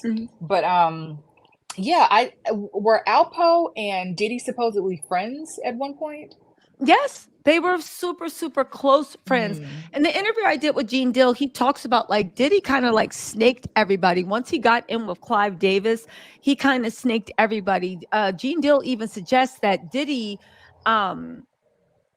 well, go watch the interview, but he said Diddy had something to do with Wolf going because he was Diddy was still playing BMF off. And Wolf, Diddy wanted to be like, screw them. They all in jail. I don't have to pay anyone. And Wolf actually got involved and was like, no, like you still got to pay their families, even though Wolf actually, he tells a story about, it's actually sad, his last night on this earth. And, you know, Diddy just went into not paying anything after that. Again, Diddy is, also they said the FBI did the same thing to Jen Shaw. I know that's right. And Jen Shaw case was harder to prove because there is a thin line between aggressive marketing and what is it? MLS, multi-level sales schemes. Yeah. It's a very, very thin line. Jen Shaw's case, to tell you the truth, was a lot more gray than people imagine. A lot more gray. They just happened to go. But yeah. Let's see what's on. Let me just make sure there's no more things. Listen, you guys. One, I want to thank you guys. Go on. I'm sorry. Someone just asked jump a in. question. Yeah, Crystal Cove, did we talk about this? Cassie's complaint was originally 70 plus pages, but only 35 pages were filed. Do you think in their cooperation with the feds, Wigdor gave them the whole 70 pages? I don't know what that means. Like if 35 pages were filed and available to the public, you know, I think that you don't just file half of a complaint, you know. If it was 70 pages, I don't know how you would know it was 70 pages unless it was like just public information. So they didn't have to give anything over. It was public information. I'm assuming maybe just 35 pages were available to the public. That's just what I'm assuming, because otherwise you just got to help me out with that question. I think I heard this theory before. I didn't understand it either. Like, why wouldn't you just give? But I think like with Cassie, the 70 pages, again, I don't know what happened with that, but I think what they're asking is when they went to the feds, you know how you give a witness statement, right? Maybe Douglas Whitmore had he treated Cassie's thing as a witness statement. So the feds interview you, but you can also give something that's actually typed up. Like, this is my recollection of what happened. So someone, I think it was Tough News actually, that had this, and Tough News has been accurate about a few things, right? A few things, right? So maybe he does have information or an inside source, but they said that Cassie originally was going to submit 70 pages, but then Douglas Wigmore went and maybe he wanted to take it easy. Maybe the 70 pages was, you know, unloading the clip on them. So he took it back to 35 pages, and that was going to be the drop of the shoe, right? And then maybe a week or two later, now we're going to give 10 more pages, and literally just trying to force their hand. Some people thought that Blackburn had unloaded the clip on Diddy where he gave his, 80-something page thing.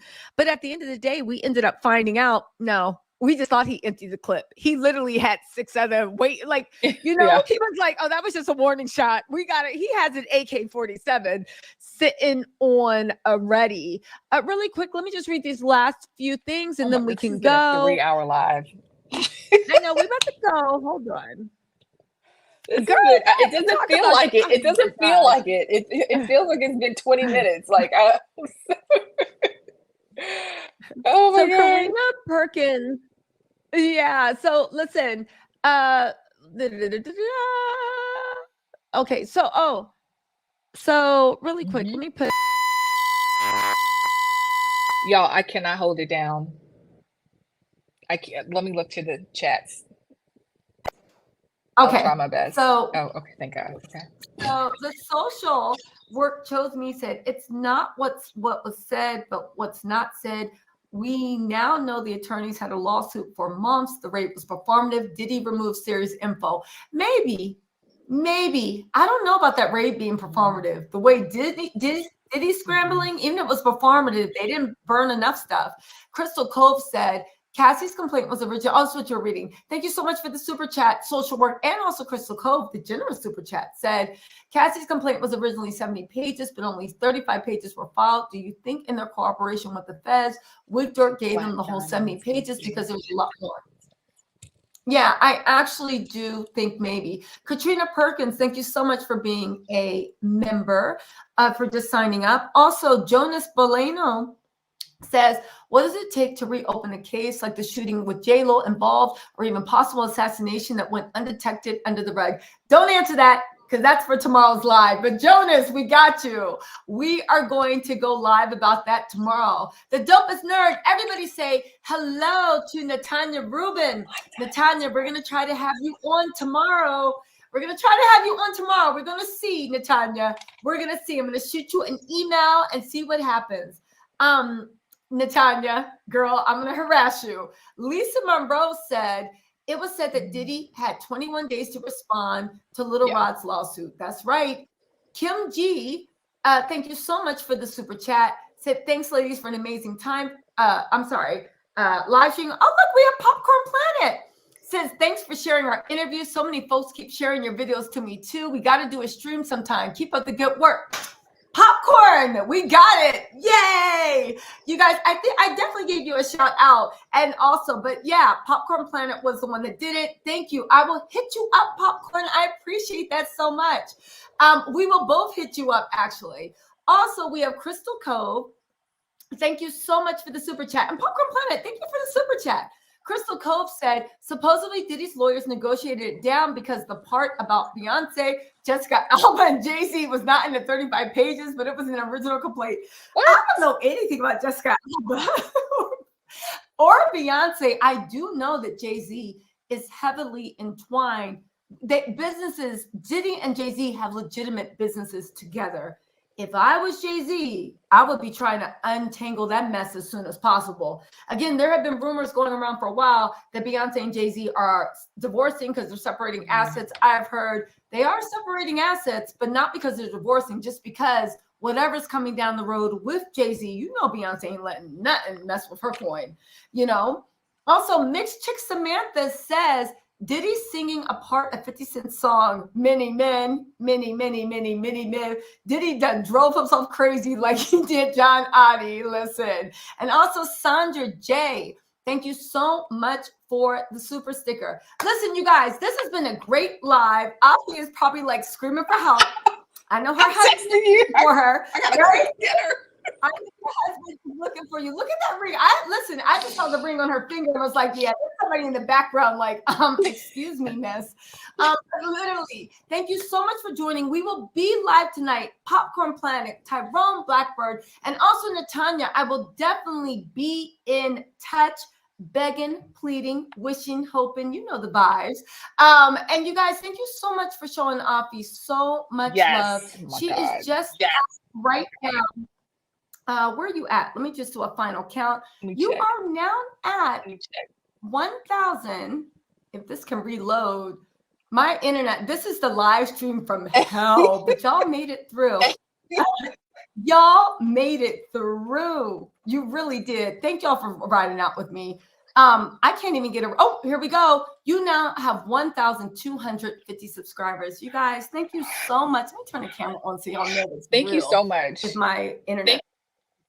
Thank you so much for looking out. Alfie's so grateful. I'm just want to say my camera's still messed up, but thank you guys. I wanted you guys to see sincerity in my eyes, but I just look like a psycho because my camera's glitching. Also Azure TV. Thank you so much for the super sticker.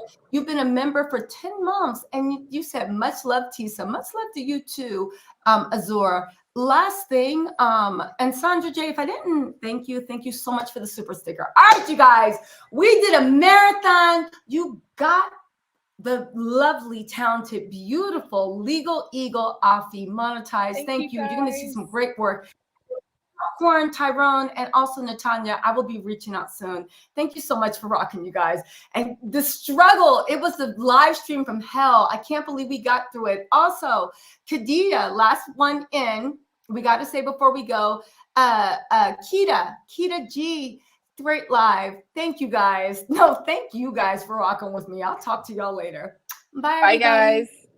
Bye, Tisa.